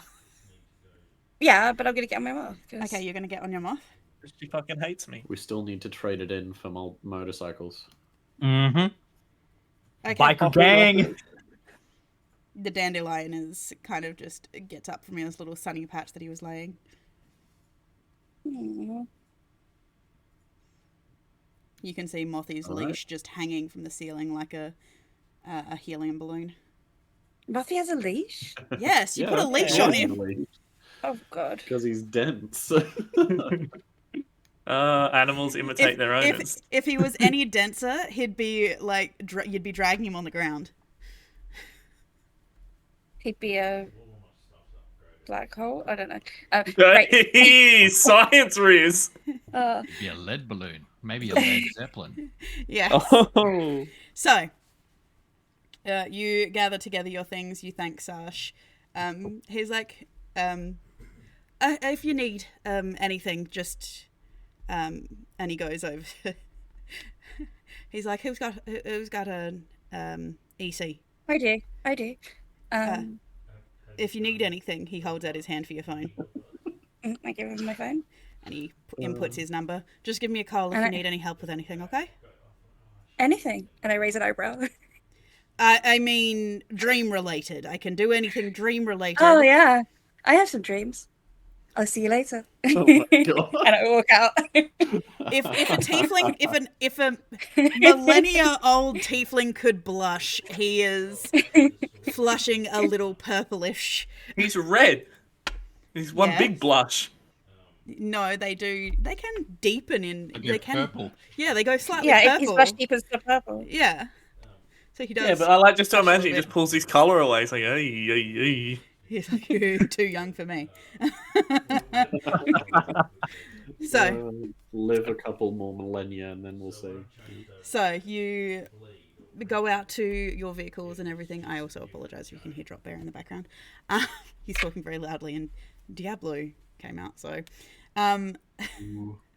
so you head back out to the car. Breeze, you are on your moth. The dandelion is just kind of following along underneath. I believe you collected Mothy. You've tied him to Blake's arm like a child with a helium balloon is just tied around his wrist, so Mothy can't float away. So yeah, where are you going? Driving. Oh, well, you might as well talk to the bloke that wants the crystal. Okay, so we're going to Don Fluffles. So you get in the car. Pitter patter, let's get at her. Blake climbs in the driver's shotgun. seat. Yeah. Rick climbs in the front, calling shotgun, and everybody else piles in apart from Breeze. And you start making yourself your ways to the residence of Don Fluffles. Actually, before we get to Don Fluffles' house, this is where we'll take our quick break rather than split up the introduction of the scene. So everybody take a quick 5-minute break, and we will be back in 5 minutes to continue this. And I for one am very excited about what is to come. See you in 5 minutes, guys. On Fluffles.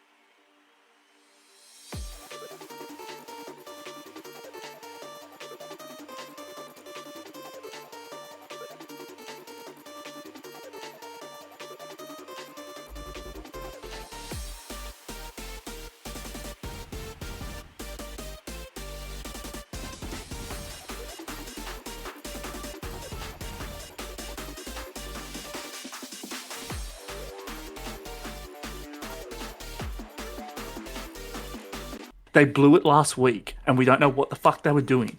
Probably like a meth lab or something.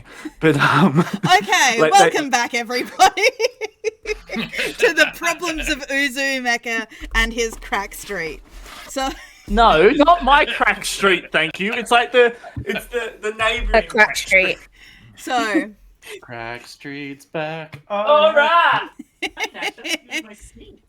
So, as we return, the group had some, before the break, the group had some wonderful team building and morale boosting discussions around Crisis and the traumatic experience that he had just been through and had taken them through with him.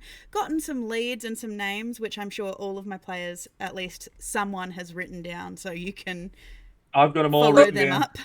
Okay, I'm really bad at taking notes, but I've been trying the past few sessions, and all of my notes are about Crisis, every single one. Well, I feel like that has been. Again. I feel like this has been a major part of the last few sessions. So, however, the group has decided to go speak to Don Fluffles about his particular job to see if it is worthy of their time, their reputation, and whether they are desperate enough to forsake the gold.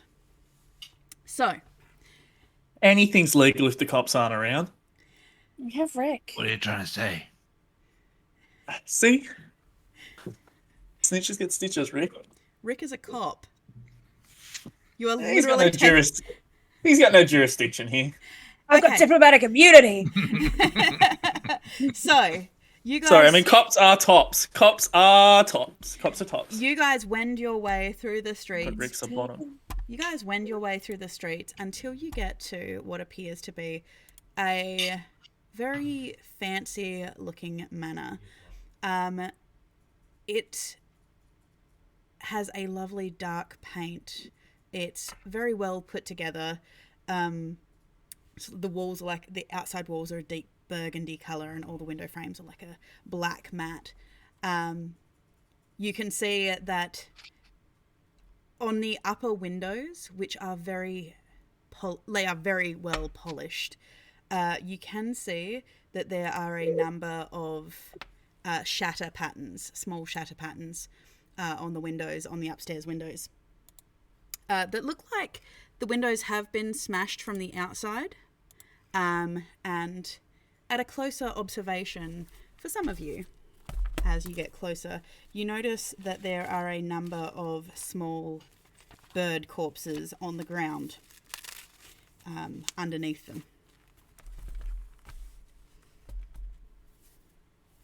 So This is definitely a cat, right? This is definitely a cat mafia boss. They talked about their boss. Sorry. Anyway. let me get this. I feel like upper Grace windows- gets there and immediately panics. The upper windows are smashed from the outside in, and there's a bunch of dead birds lying on the ground. Like they've been lured in. Who's flingshotting birds at this house? Or he's luring birds inside so that they fly into the window. Oh my god, it's the Simpsons. Eepa! Love I'm the gonna- Simpsons movie. Look at these birds and see if it's just slamming into a window or something that they're dead. You go over and roll me an investigation, Rick.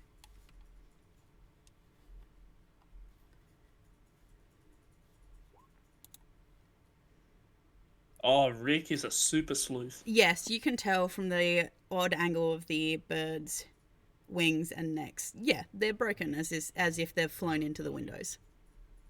Rick takes his glasses off. He's like, looks like they tried to follow the coup, but puts his glasses Yes, on. it is very much blunt force trauma.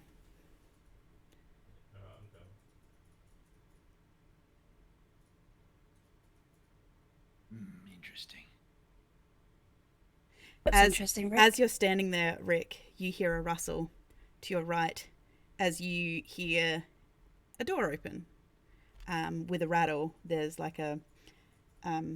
you see this bright blue door kind of lift up slightly. It's weird because the door itself is actually perfectly sized for you. Like normally the doors are normal human sized, but this door would be perfect for you. People everybody else in the group would need to crouch to go through it.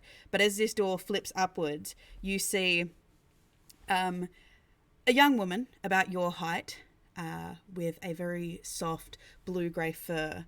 She's quite rotund in a little maid's outfit, come out with a dustpan and a broom. As she sees you, her bright blue eyes turn on you as her cat-like features look very surprised to see you standing there. Hello? Hello. Can I help you?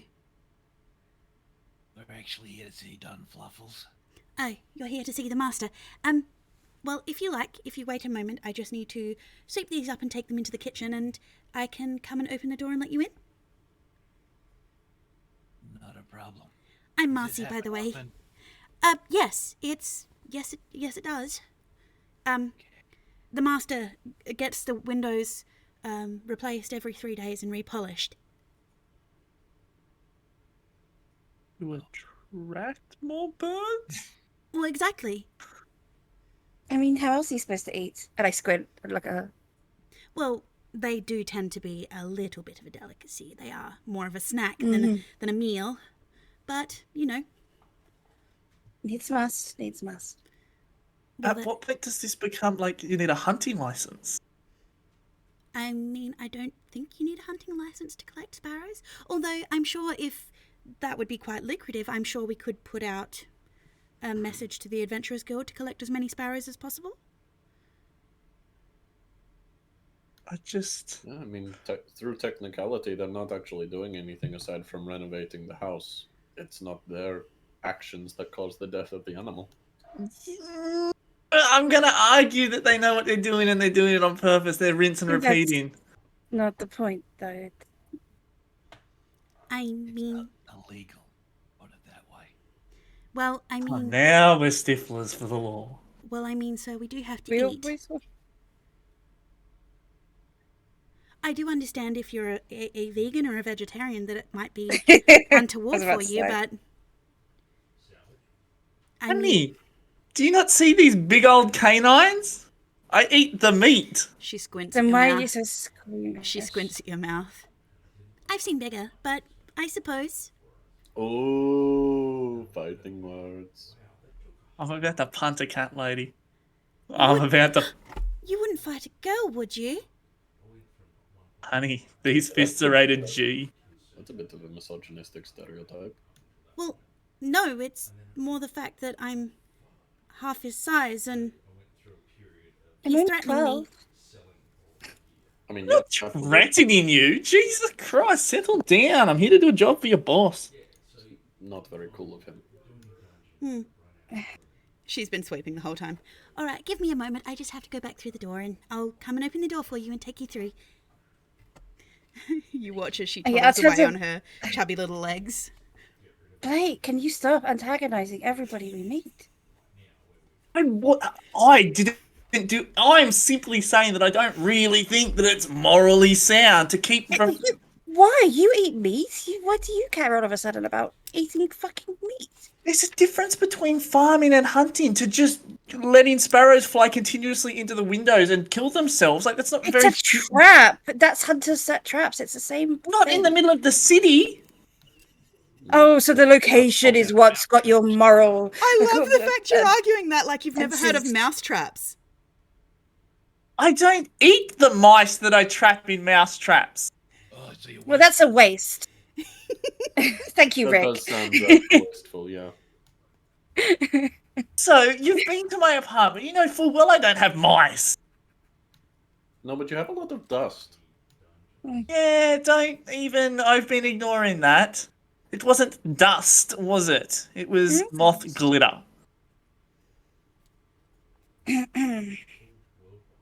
There's a creak as the door opens with a clatter.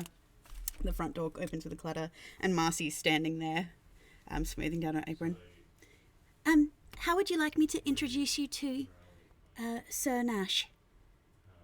I turn to Crisis and I say, could you introduce us, please? Me? Yeah, you named us.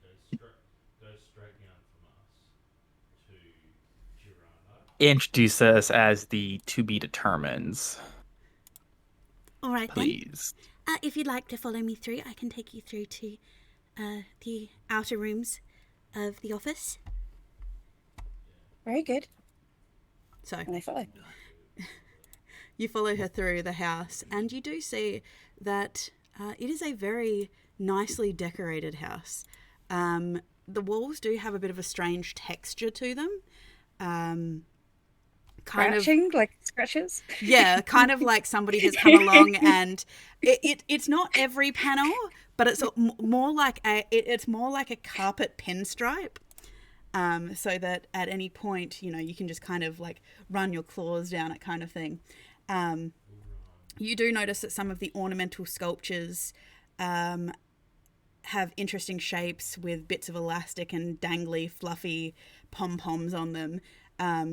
In one room, you see a large wheel that seems to have carpet on the inside that seems to be standing on a platform that would be conducive to allowing it to... Oh, they're cats. This age 20 minutes ago. Oh. And she eventually leads you to the outer room where she asks you to sit. You do notice that all of the furniture is pristinely cleaned. There isn't a speck of dirt or hair anywhere.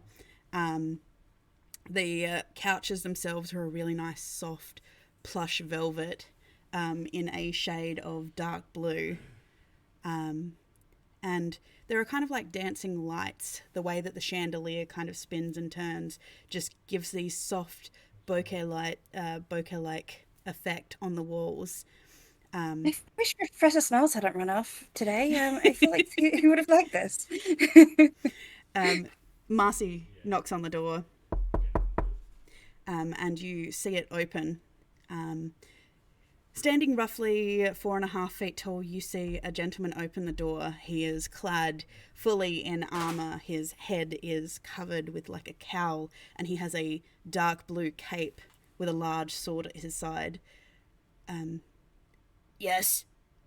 As you get your first view of Sir Darrell Nash, the enforcer for Don Fluffles. I fucking hate Oh my that. god, it's so cute. It's so cute. Well, technically, he's not a naked mole rat. Why does it look like Andrew's head? Fuck you. He does look like something that would be missed- named Nash. I missed What it. the fuck? I will fight you. Was that Dogbird? No, but it's, I think he's cute. I'm sorry, Sir Nash. If you didn't name him Rufus. I'm sorry. Oh, no. I'll come around to that later. I'm sorry, Sir Nash. The to-be determineds are here for Don Fluffle's job posting. Yeah. Give me a moment. I'll let the boss know, and I'll bring them in a moment. Yes, right. She gives a little bow, and he closes the door. As you hear a sound of scurrying footsteps away from the door, and you hear mumbled voices. Marcy kind of goes and stands by the open doorway into the waiting area. She's like, He shouldn't be too long. and then after a So, moment... Oh, no, Oh. continue. no, I was going to make conversation with Marcy, but it's fine. It's good. You can talk to Marcy. No, it was just going to be idle chit chat. It's fine, let's get on. There we go. The door opens, and Sir Nash comes to collect you.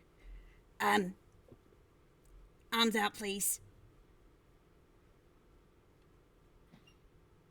Rick puts his arms out. Sir Nash gives you a bit of a pat down. It's a little late to sort of check for weapons, isn't it? It's never too late to check for weapons. He finds 2 revolvers in there. Why is Rick so quiet? Oh, because he was Hudson. That's why. He's had to turn himself down because of Hudson, yeah. Yeah, it's not Rick that's quiet. It was Hudson that was turned down. He looks at your rifle. He's like, Just leave them on the side table when you come in. And he waits for the next person. I walk up. Oh no, ladies first. No, you go. Oh, fine. After a little bit of back and forth with Breeze, I step forward. He, his little gauntleted hands run over your body, just kind of generally patting you down in the places where you generally have weapons. You can feel his little uncovered claws, so the top of the gauntlets where his claws are, you can kind of feel his claws rake over your clothes and catch a little bit, Blake. Until he's like, all right, weapons on the side, go on in. And basically, he goes through each of you and tells you to put any weapons that he finds or anything that feels like it could be a weapon just to the side as you come in.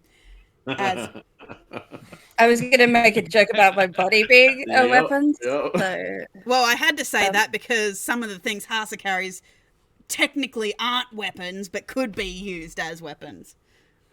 So, you walk in to this room that has this warmth to it. There's a fire there. You can see that on the floor in front of the desk is a very large, plush, white rug. You notice that there is more of these blue velvet seats, two in front of the desk, one behind. And the seat behind the desk, and you can see the back of it. It's a very large back facing out through the bay windows. As the seat turns, as you meet Don Fluffles. Don Fluffles. Oh my god. I hate him. cool as fuck. Don Fluffles Yeah, he is pretty leans cool. forward in his black suit. He's wearing the lapel is like a silver silk, and he has a Oh yeah, I managed. He has a red tie. As he leans forward, his one yellow eye fixes on you. You do notice that his other eye is quite silver, as you can see that he has a visual augmentation. As he leans forward, his cigar burning, as you take in his wrinkled tabaxi visage. Stop it. He's very handsome.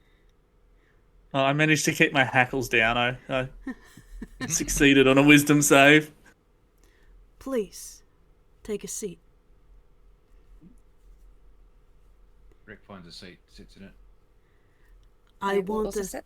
I want to thank you for taking my job. Or at least being interested enough to help me procure my missing item. What's your missing item?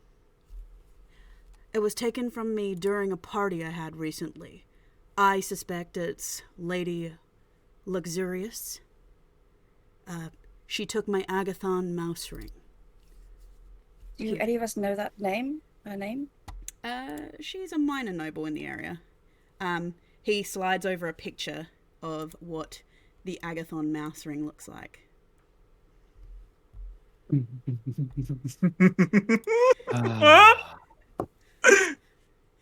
Yes, Rick's knocking him out while he's saying this. A beautiful piece. Yes, I had it on display. I had a number of art pieces and jewelry pieces at the latest party I held. And at the end of the night, when we were cleaning everything up and putting everything back into the vault, it was missing. The last person I had talked to about it was Lady Luxurious. Is she known to have sticky fingers? Not out in public, but everyone knows that things tend to go missing when she comes to our parties. But we can't not invite her because it would be bad form. With no proof, we can't exactly accuse her. However, Sir Nash did pull up our security feed, and she was seen pocketing the ring. And we can have a look at this? You can, but I don't have an image of it, so have fun. No. I just he's happy to show us the video. Oh yeah. He's happy. You watch as a young woman, a very attractive young woman. Is she a bit of a baddie? Give me a second to make sure that you guys can see it. Show me the baddie. She has a small bag dangling from her wrist, and you do see her slip it into her bag. Oh, wow. Oh, she's a baddie. We're going. I don't need any more information. I mean, under the circumstances, Rick, I'm sure your Oh, Rick, it's a good deed. It's a wonderful deed. I think we should definitely take this job. hang-ups about this particular job are a little in question, yes? Look, I from mean, what I can see here, you don't think I would actually put a job like a theft or a murder or anything through the Adventurers Guild, did you? That's what I told him. I told him there's no way. But also, I definitely think we should go and we should talk to this lady because who knows? That could Rather be... keen to get her in handcuffs. Yes, it could be any sort of magical wishy-washiness that could have caused this to happen, and we should get to the bottom of it. It is our civil duty to go and talk to this absolute baddie and make sure that justice is served. Before we quickly... So you're a very moralistic group of people, then? oh, apparently so. So he loves to hunt down baddies. Very Yeah. So, as driven. paragons of justice, you would be willing to do this for justice sake. Yeah. I mean, He- no, I want money. You've turned that. You backed on that real fast. No, I specifically said Blake wasn't hunt down baddies. I said I, however, I have more base needs. People with morals still have to eat. Oh, that is completely understandable. are- Especially because I do know that the luxurious manor is very well armed. One thing I want to check with the footage is that is there any way we can check just to see, not necessarily from him, but maybe there could have been some manipulation of the footage so it looks like it was her when it wasn't, Ooh. like on magical manipulation or something like that. Anything, yeah. Would that be a use of computer use? It role? would be a computer use role if any of you have the computer skills. Oh, Roll yeah, that. I've got all of them. Otherwise, you can roll a wisdom. Wisdom. Oh, Wisdom, not intelligence. Would Yeah, be I remember investigation. intelligence. It's was intelligence. cool. Sorry. No, I've rolled wisdom. I was I will told allow wisdom. you. I will allow you to roll wisdom. Thanks, darling. Appreciate you. But it's I a mean- check, not safe. But it's okay. To be fair, what is the difference between your wisdom and your intelligence saves? It wasn't a save though. It's a check, right? And my Yeah. intelligence is I higher know, than my I'm just wisdom. saying Blake rolled a save. I'm just asking what the difference in score is in that. I doubt Oh, it. it's still a natural 20. Yeah. Yeah, it's Yeah, still a natural 20. Exactly. I know computers. I mean, you feel like you have. You've handled a few machines here and there, Blake. So you know this one can't be too different. They call me the master thinker. But your keen, foxy eyes, you are reasonably perceptive as you look at this, and you don't seem to notice any slight shifts, pauses, or anything that will kind of denote that there might have been a cut or something like that. It doesn't seem to be manipulated. It seems to just be a kind of grainy, video that you do see the woman in question. She wasn't alone in the room though. There was actually quite a large number of people, a couple who were standing near it, but at the time there was just this one perceptible moment where you see that a waiter dropped a glass, and as everyone looked, 1 minute the ring was there, the next it was gone. And she was the one closest to it. Breeze, as you are looking at this, yeah, you've played around with computers. You've had some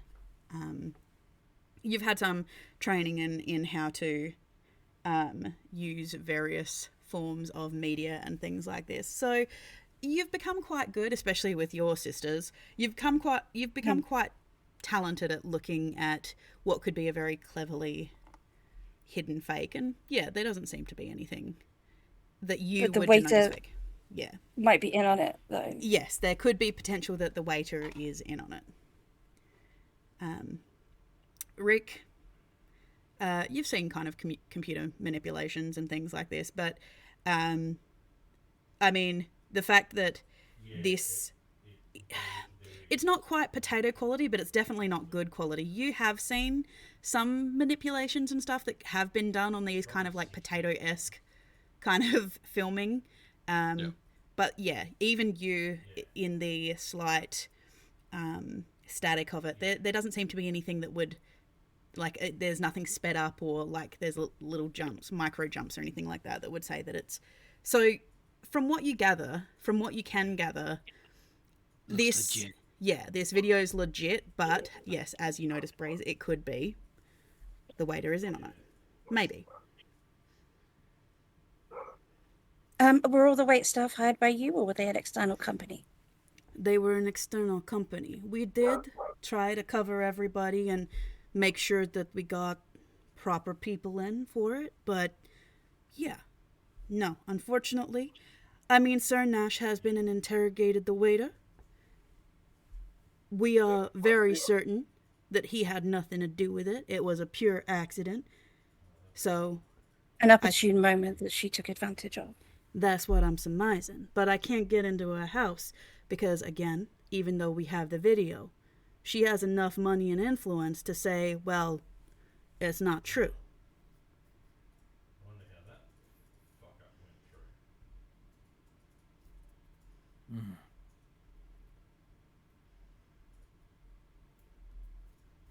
So she hit you with the legal equivalent of, nuh-uh.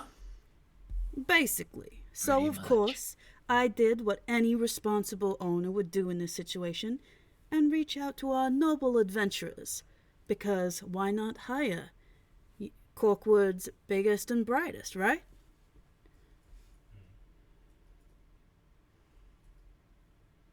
It's enough of the butter. All right. I'll take the job. Okay. And I'm assuming that 400 apiece is more than adequate. I look at Rick because he's the expert on these sorts of things. Let me confer with my associates for a second. Please do take all the time you need because I understand it is a very dangerous job I'm asking you to do.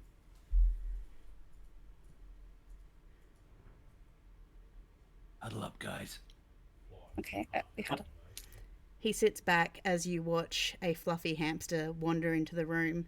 He's white, very fluffy, and Don Fluffles picks him up and starts patting him. I knew it. I had a feeling there was going to be a hamster in here.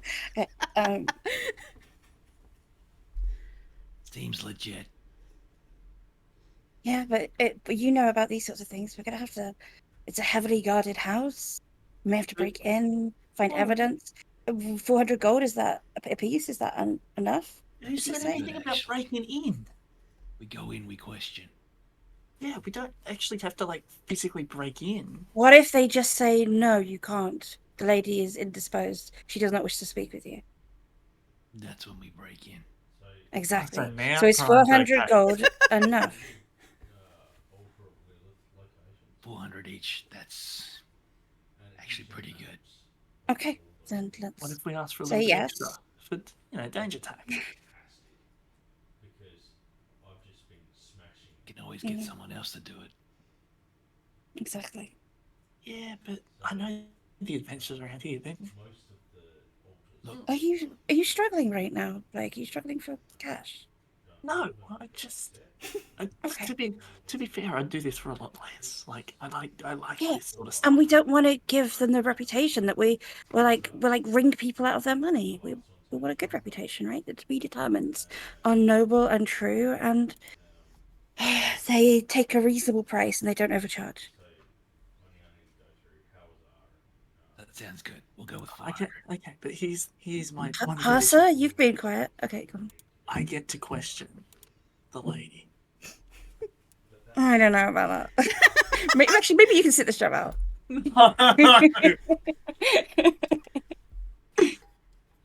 If we get in, She's all yours. Deal. I'll get us in. There's no ifs, buts, or maybes. I turn around. Flufflekins, we'll take the job. Good, I look good, at Haas. good. Please, he sits back and is petting his fluffy white hamster. Good, good, good. It pleases me that we are willing to make a deal with this. So, you bring me my ring, and I pay you each 400 gold for procuring and any actions necessary that don't leak back to me. Just to understand, if the lady and her staff, something sad happens to them, which is not our intention at all, but you are fine with this as long as nothing's traced back to you. You get my ring back by any means necessary. What if she doesn't have the ring? Oh, she has Then the ring. I understand you saying, like, I can see the footage, I can see where it looks to... But this is... Come on, this is the Feywild. There's countless creatures out here that can change shape and form. You know what can't lie, sir? Is I got a tracker on it. And he flips it around to show you. It looks like a gold coin, Blake. And on the coin you can see a little version of the city map with a little ping on it. Oh, that's... that's interesting. Hasa. Rick, actually. Rick and Hasa. The gold coin that Blake that he holds out with this beacon on it. They kind of look familiar.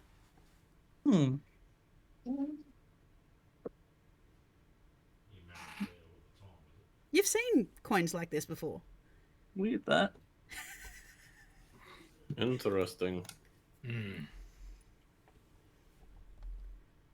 Anyway, how about we go get this ring, team?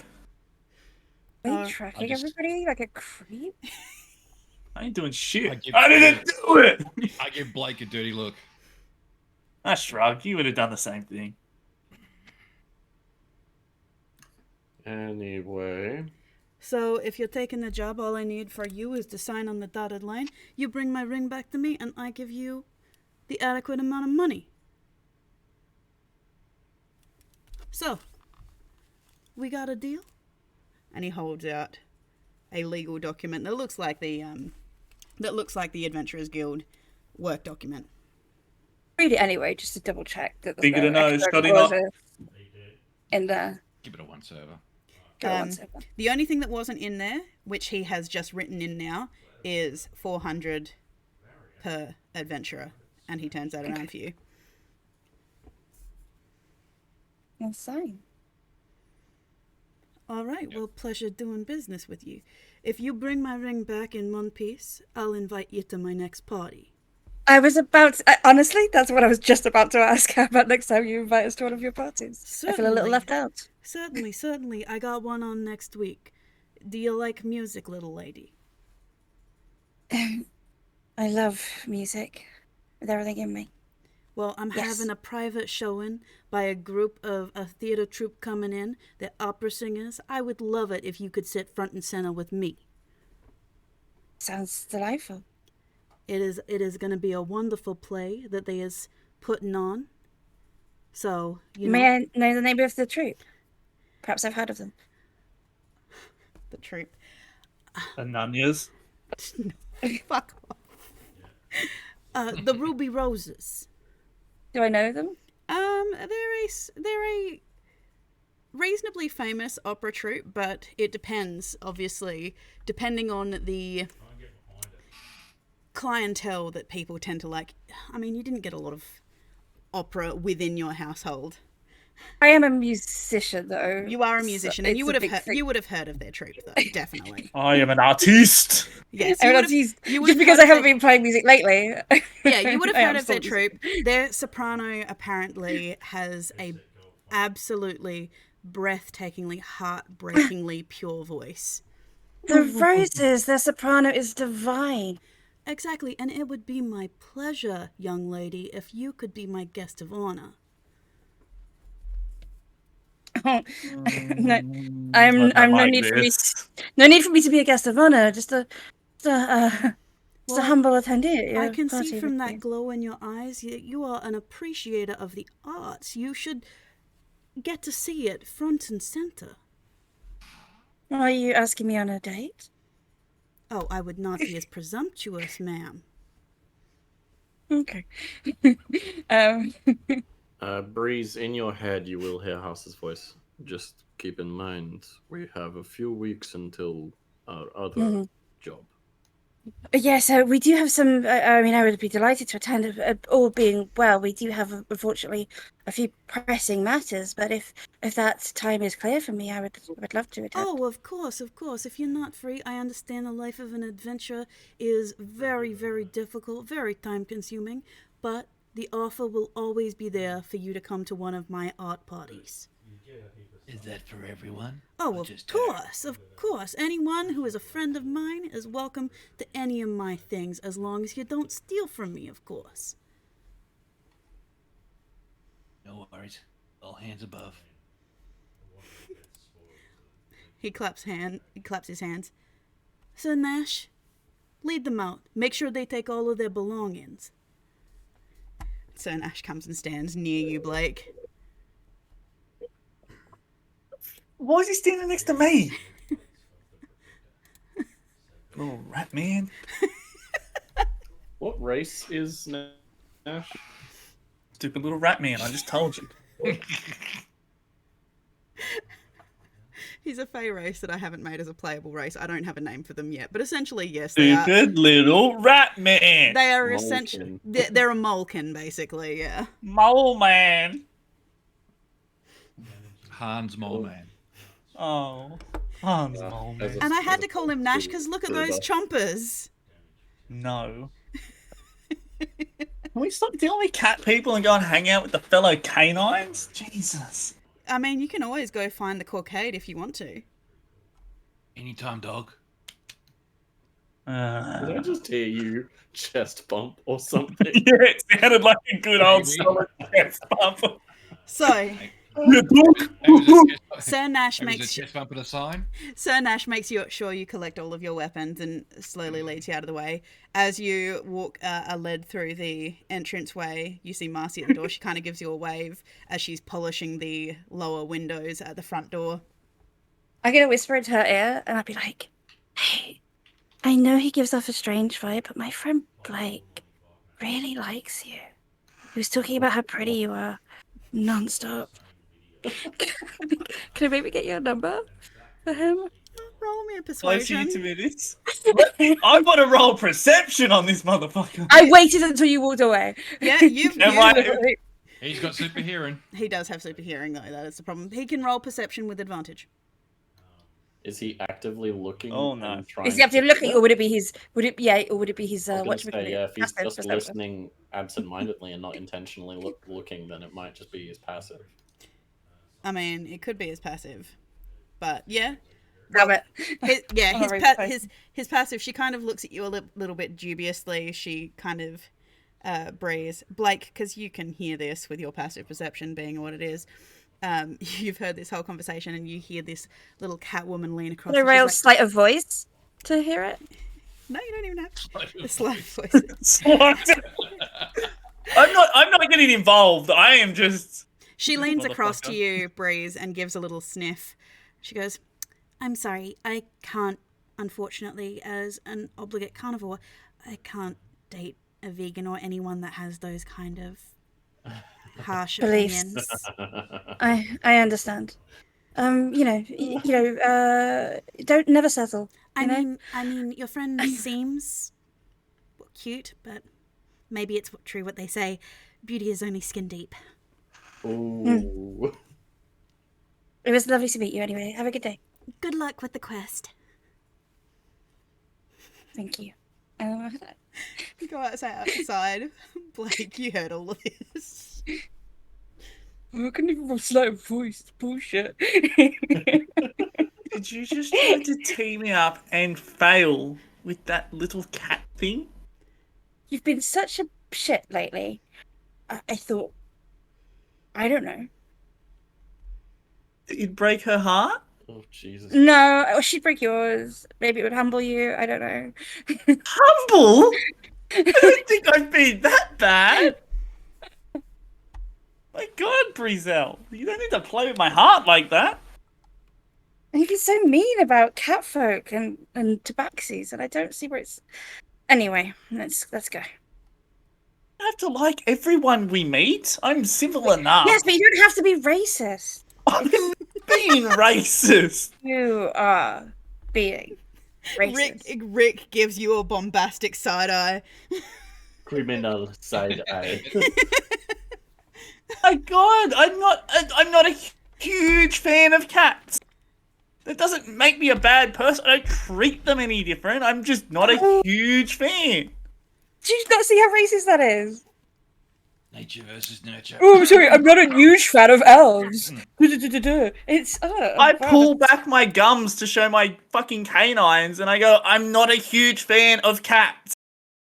Felines aren't number one on my favorite animals. I in the world. have met many canine folk who have no issue with cats. I've met one that's married to a cat. So so this is your issue. Don't blame your nature. I met an Eladrin who could say zinger properly, yeah, and I storm off. Well, In that this was session, we probably me learned he's that- referring to because I know how to say zinger. In this session, we learn Blake is racist. I come back because I don't know which way I stormed off the wrong way. Okay. So as all of this is happening, the sensible people are standing on the curb, looking at a map of where they need to go. I'm sorry, I'm fighting racism over here. I'm Anyway, not racist! I didn't do it! we only say racist things. I didn't do it!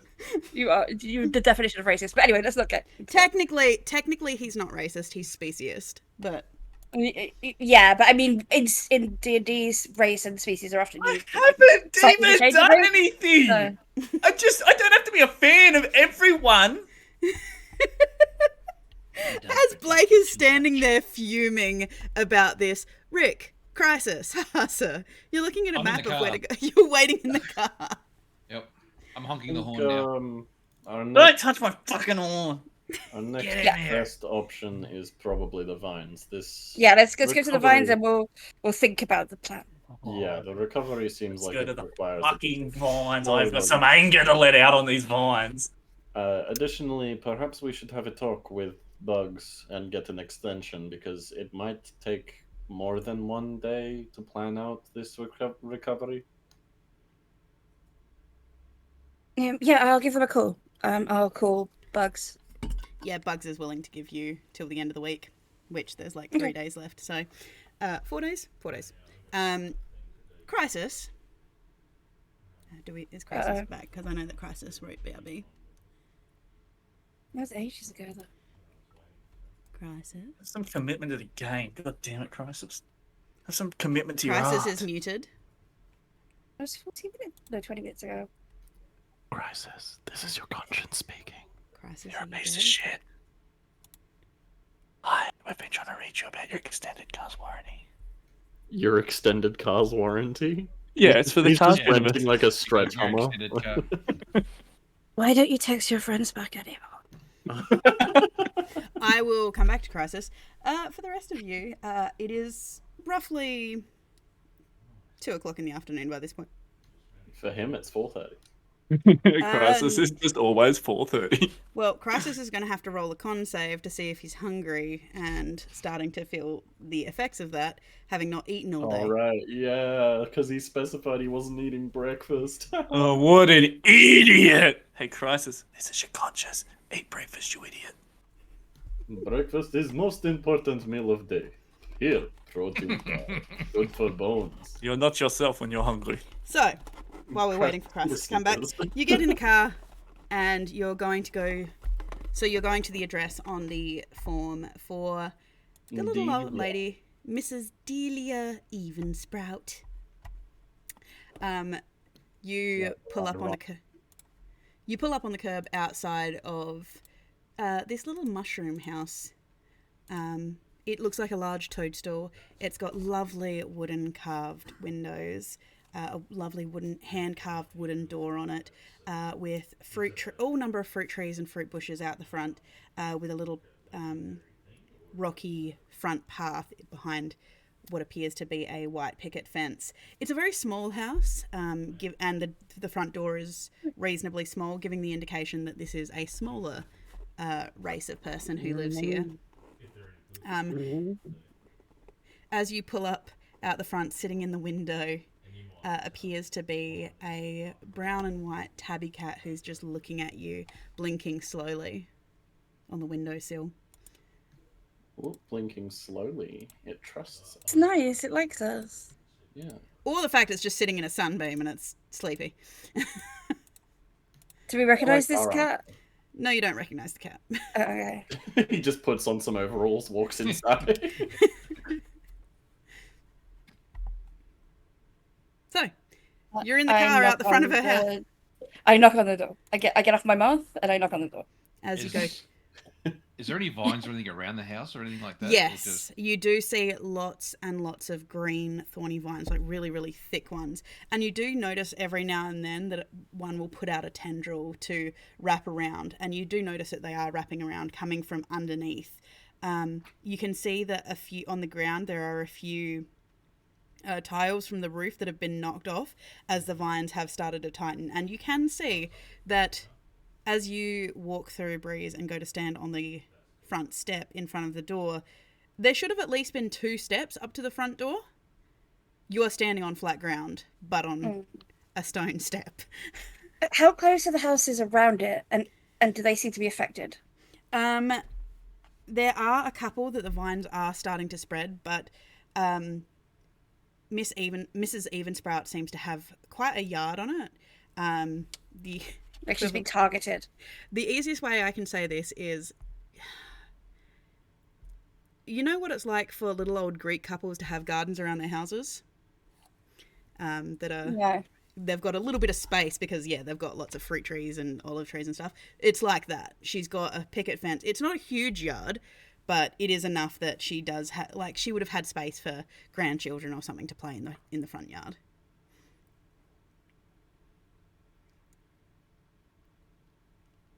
Okay.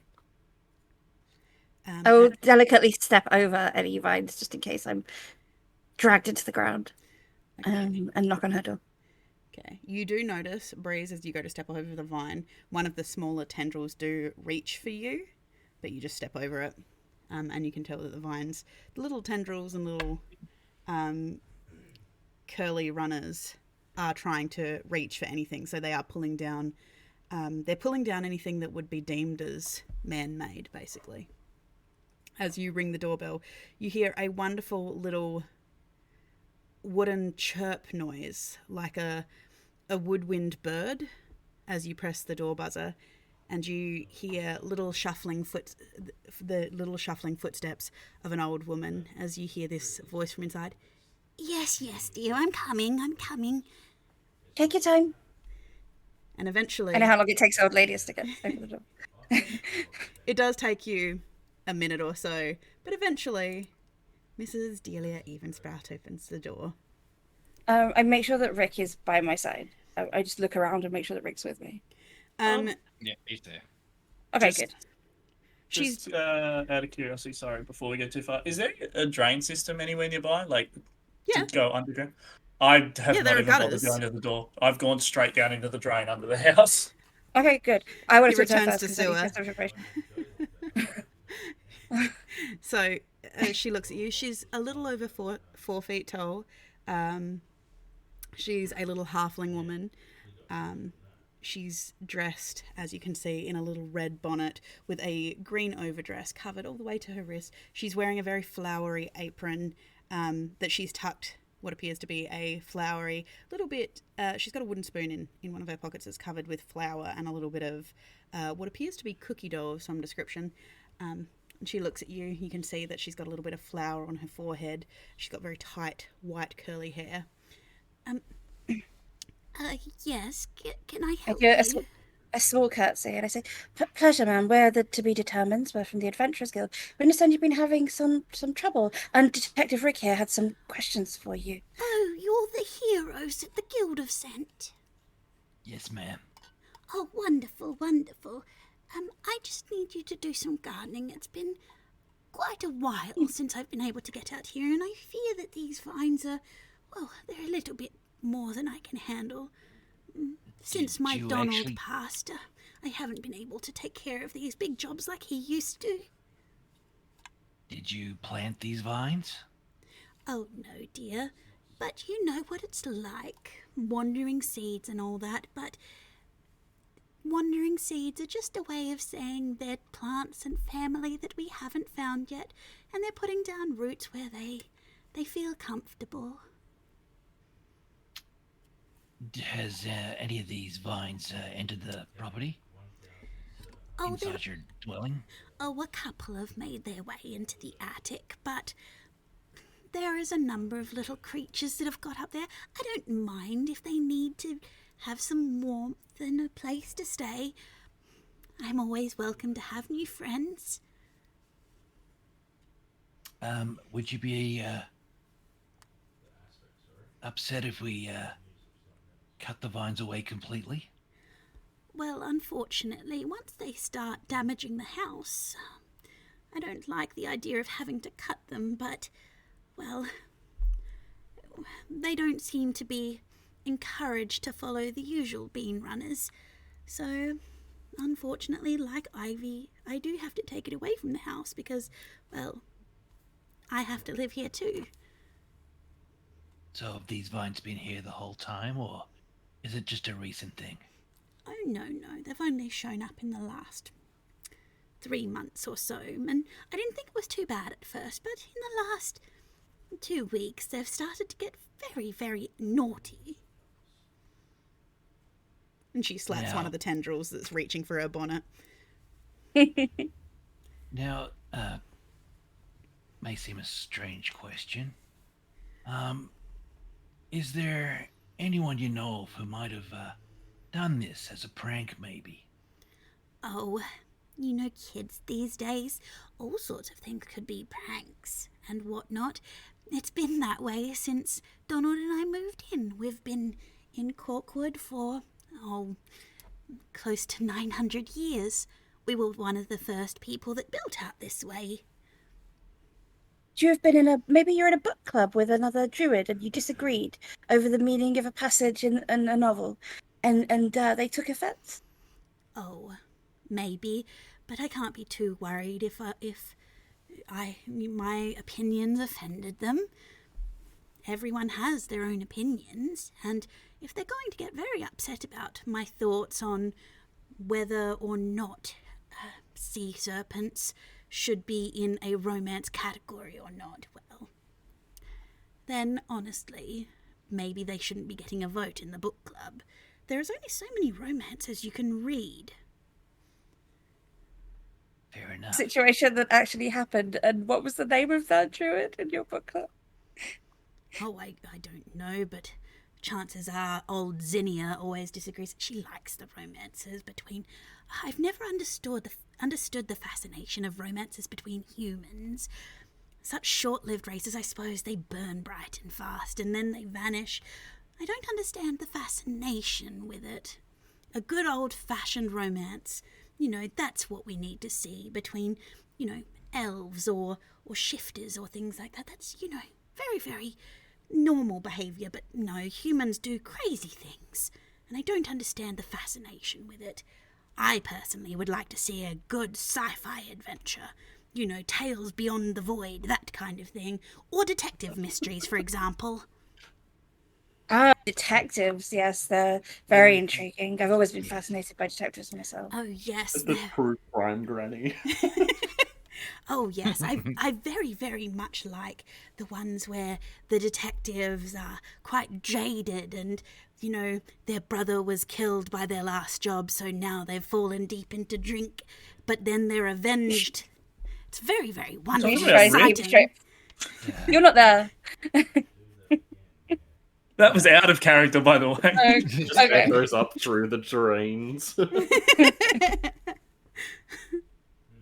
What race is this woman? Oh, I halfling. told you. She's a halfling. Oh, halfling.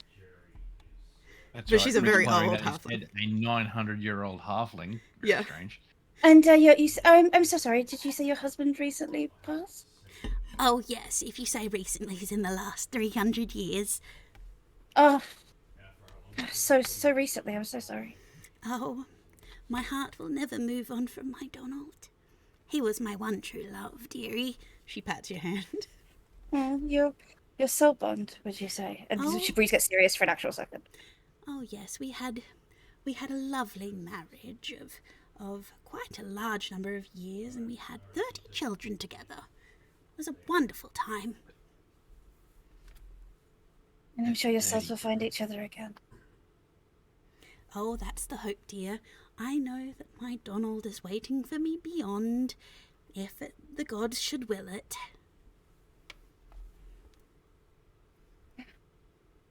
Anyway, Well, we'd better get to the task at hand, ma'am. Oh, yes, If we have any yes, other of course. questions, we'll talk to you again. Oh, definitely. And if you get peckish, come upstairs. I've got some fresh lavender lemonade, and I've been making some cookies. love you. Thank you, ma'am. Oh, dear. I'm happy that you're here, too. I wish I had a grandmother like you. Oh, don't you have a grandmother, dear? She's not nice. She's not nice. Well, then Nice. call me Granny, dear. I'll be your grandma. I've taken you, in Granny. many a lost one every now and then. Everyone needs a granny to look after them. Yeah. And she Hassa's inciting her, I think. she slips some sweets into she slips some butterscotches into your pocket. Oh. A single tear falls from Breeze's eye. Are you inciting the grandma, Hassa? No. You know what? Never mind. Who are you inciting? Okay, good. No, it's fine. All right. Her face opens up at the mouth, just rows and rows of teeth as she eats your hand. Her eyes turn black as night. Oh, God. Okay. Grandma mimic. So actually, I did want to just no more. I look at Rick. I say, are those all the questions that you have, Detective? Not at this stage. Oh, okay. I go to leave and I turn back. I say one last thing. Your husband, did he have any enemies? Oh, he used to get into a fight with Gareth every now and then, but that's just what happens when you're arguing over who has the best pumpkin in Corkwood. Have your pumpkins suffered in Farm- this? Farming and gardening is very, very competitive. And no, dear, Oh. unfortunately, my pumpkins aren't as good as my Donald's, but I do make a very mean cherry pie. Is there a kind of a community, a neighborhood, do you have competitions, village, town fates, where you compare the pumpkins? Is there like a neighborhood community Of course, organization? dear. We have yearly fairs where we compete over who has the best items and whatnot, best produce, best animals, best all those kind of things. And what's the name of this organization? Oh, it's a fair, dear. It's the Corkwood Fair. Yes, so it's the Corkwood Community Centre's annual fair. Basically, yes, dear. When does that happen? Oh, it happens towards the end of the years, dear. It's a bit hard because, well, it's always spring here. We do have to sometimes take plants and whatnot south a little bit, just so that they can ripen up for the fairs. I give Rick a nod. I think that's all, Granny. All right, we'll make a start on these. Oh, thank you, Detective. Let me know if anything harrowing happens. Not a problem. We will.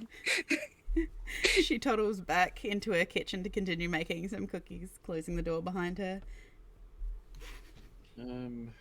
Is that normal for a 900-year-old halfling? Is that They normal? love their true crime. Personally, I don't know all of the races' lifespans. Are halflings meant to live that long? It's a Feywild. Time's weird here. I think people maybe just live longer in the Fey world. Maybe the Yeah, thing not feeling stress might do that. And knows? they can live like 400 years usually. So, ooh. Maybe she's an anomaly that she just grew really old. Reaches adulthood at 20, generally lives out to the middle of their second century. Yeah. Who knows? Maybe she got she's blessed. the Maybe Baba she got- Yaga. Well, she could be. Maybe she was cursed by a fae or something. Who knows? can I have those butterscotch lollies, thanks? She looks so sad about it. She Oh. pulls them out of her pocket and just gives them to you. He puts them in his pocket. Checks them for drugs. Drugs. And just looks sad. I mean, based on the looks of things, they definitely don't appear natural. Well, as natural as anything growing in the Feywild can be, but... One of the tendrils is reaching for you, Hasa. You Hey, got anything down. to kill this thing? What was that? You got anything you can brew up to kill this thing? Actually, yes. The university commonly uses defoliant powder.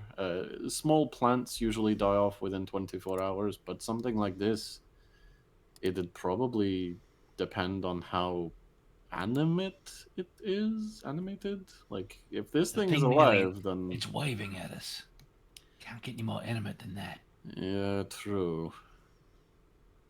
We can probably get some defoliant to prevent it from coming back, but in terms of something to get rid of it now, it might just be a hacking at it kind of job for the time being.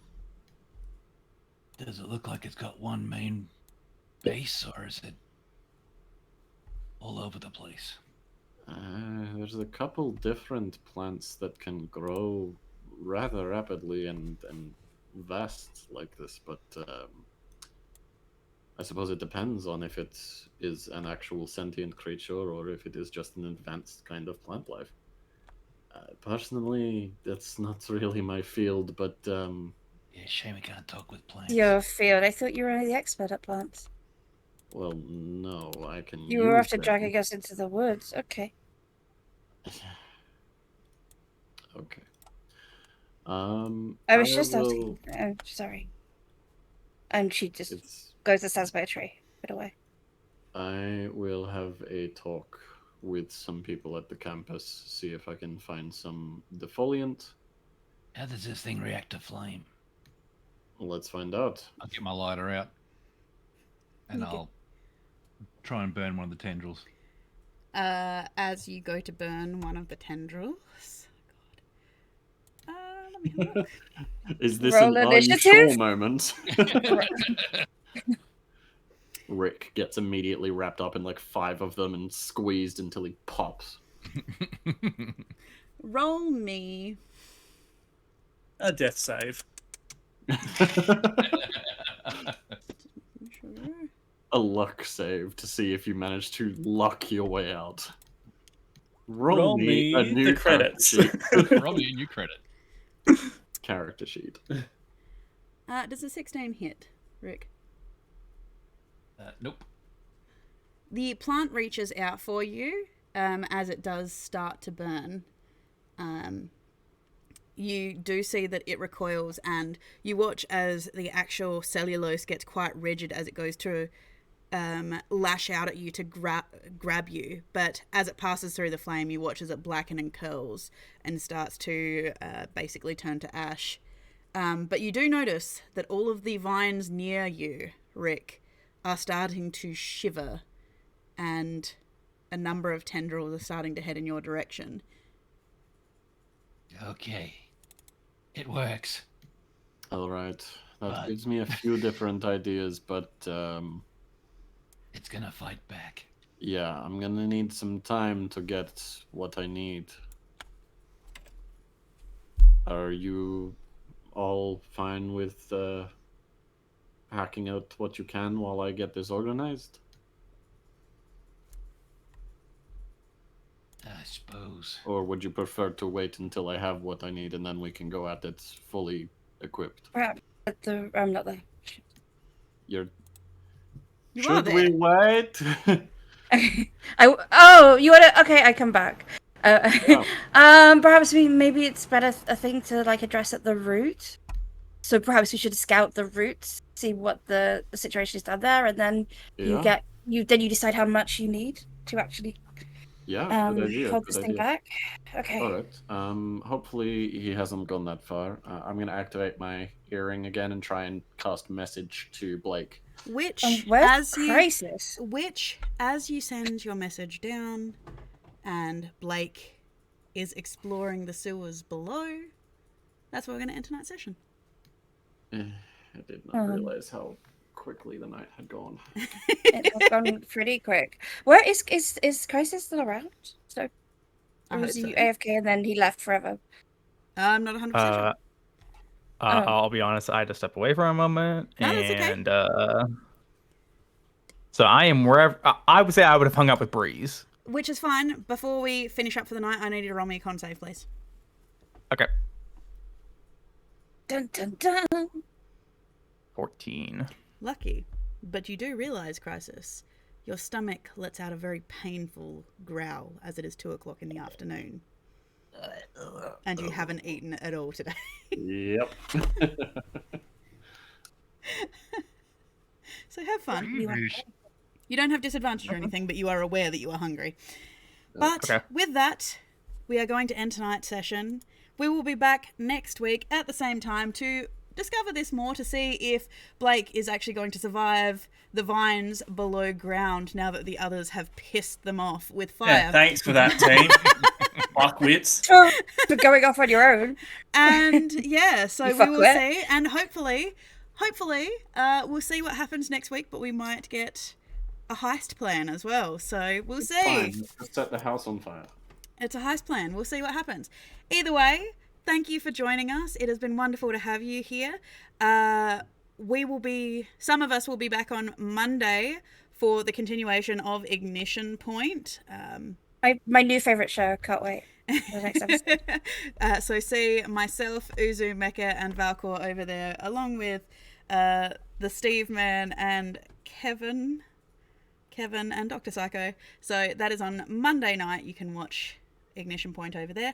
Otherwise, we will see you throughout the week. I will see you throughout the week for more map building, more game playing. I've been playing Fable on Tuesdays. We'll see if that continues because it's R18 plus. But otherwise, have a wonderful week. Drink plenty of water, get plenty of rest, look after yourselves, and have a wonderful morning, afternoon, evening, or night wherever you are in the world. And we will see you all next time. Bye, guys. See ya. Bye.